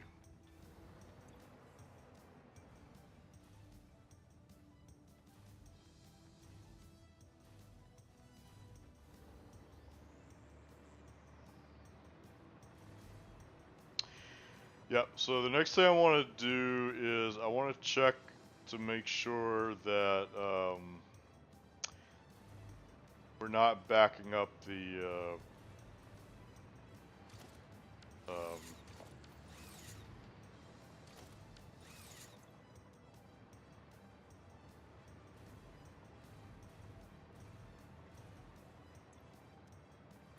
so I want to make sure that sorry, I'm having trouble putting words together. I want to make sure that the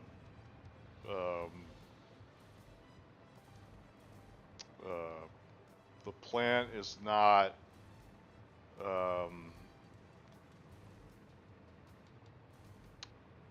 or sorry, I want to make sure that the packagers are not jammed. That's my that's one concern that I have here. So I'm just checking to make sure that everything sort of looks okay.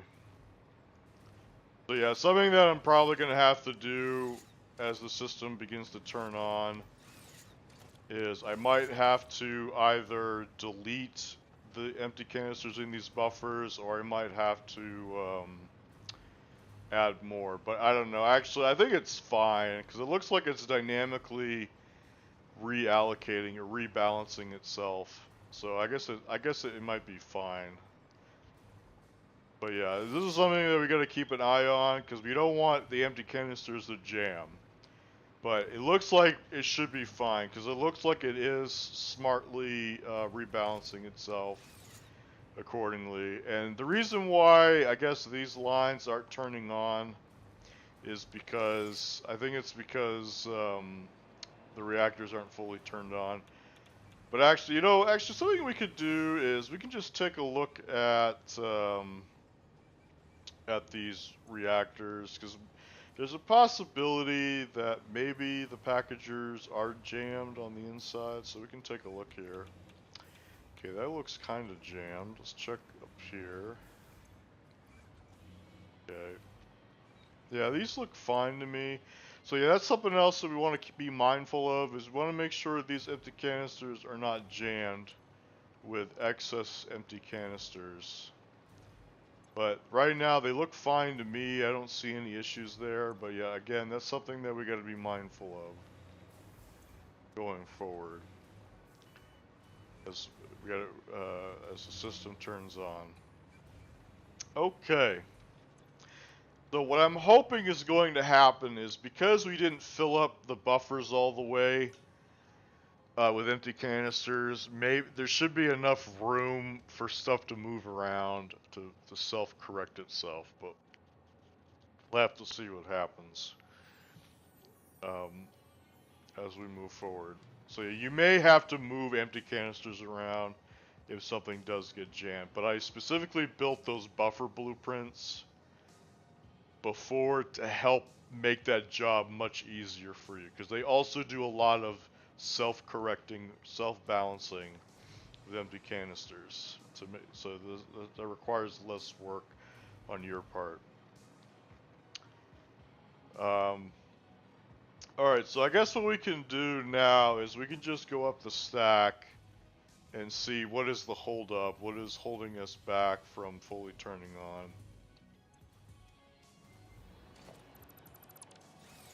Grab that thing. And actually I'm going to grab this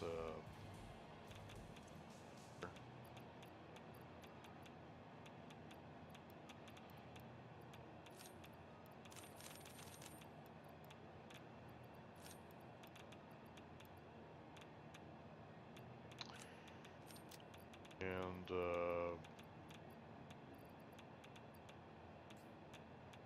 Okay. Let's save, and yeah, let's just go up the stack and see what is holding us back from fully turning on.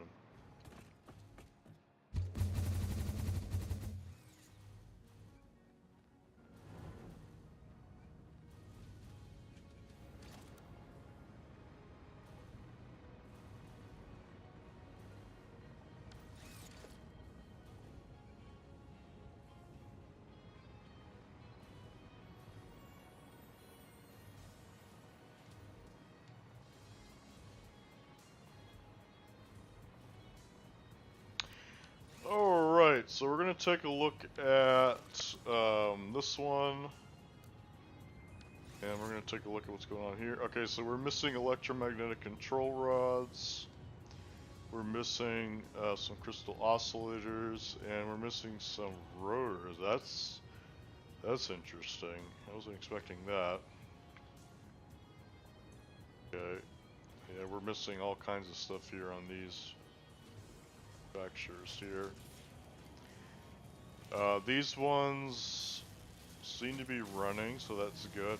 So yeah, this is mainly the reason why it's taking so long, is because all these buffers here on these manufacturers have to fill up. before before they start appearing over here.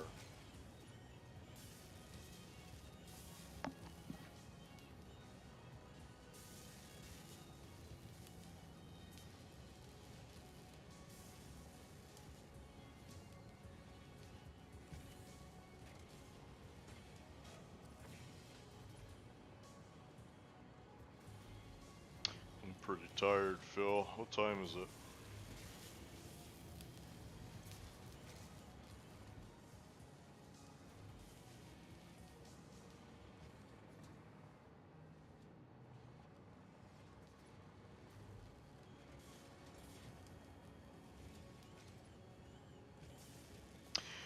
Alright, so I think what I'm going to do is I'm going to go use the restroom, and then when I come back, I'm going to end the stream.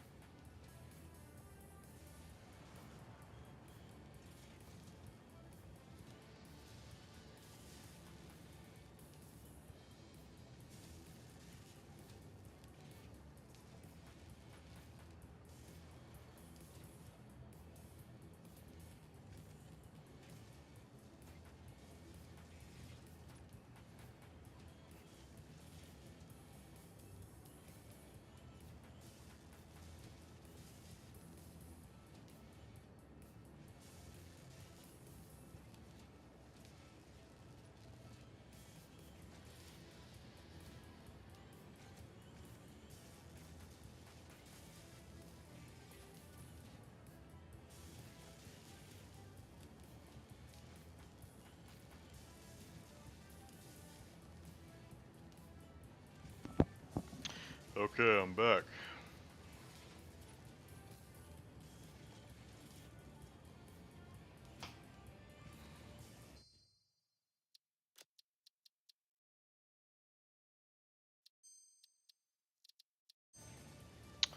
Yep, so I'm going to end stream, and Phil, can you remind me again, how do I raid a channel?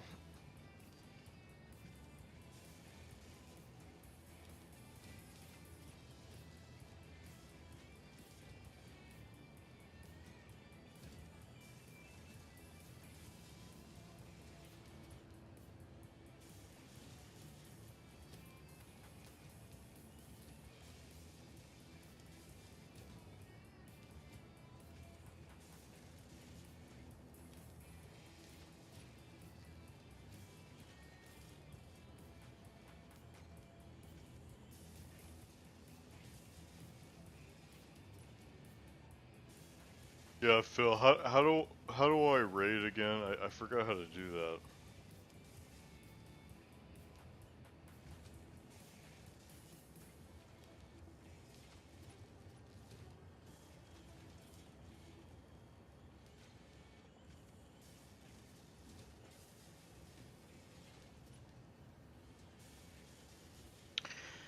Phil, do I have to do that in the browser of my Twitch content manager window, or can I do that in the Streamlabs stream chat?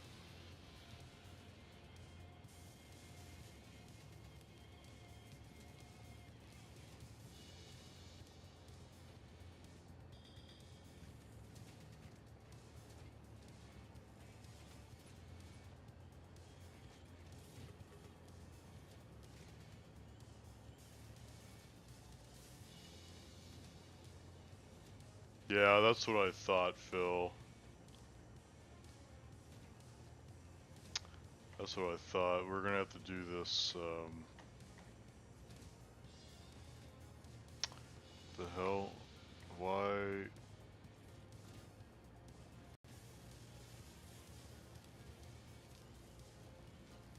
Okay, why can't I make a new tab? Oh, here it is.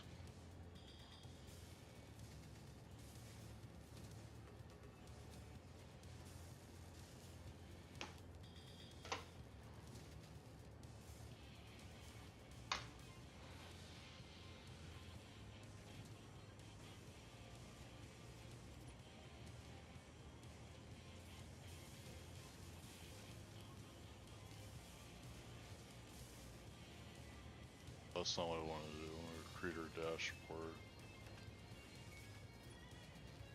Stream manager. Okay. Alright, so... Okay. So, sorry, what was the command again?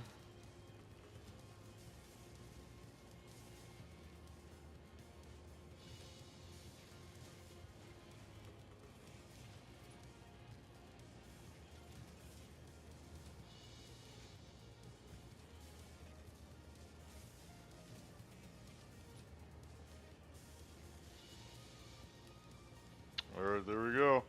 This was basically a test. Go for the 2028.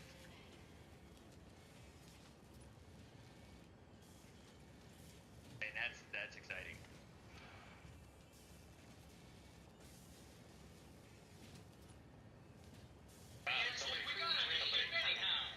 Work assigned to first rate messenger. Oh, absolutely. Uncle Sam, thanks so much for the raid. Welcome in, Raiders. How was your stream? What were you guys into today? Forget a sign here? I didn't forget a sign. Oh, it's a rock. It's not a missing sign. Okay, that's fine. Beans. And he's sticking out. We at least got this wall completed today, except for that one patch at the end, but might be a good entry exit point.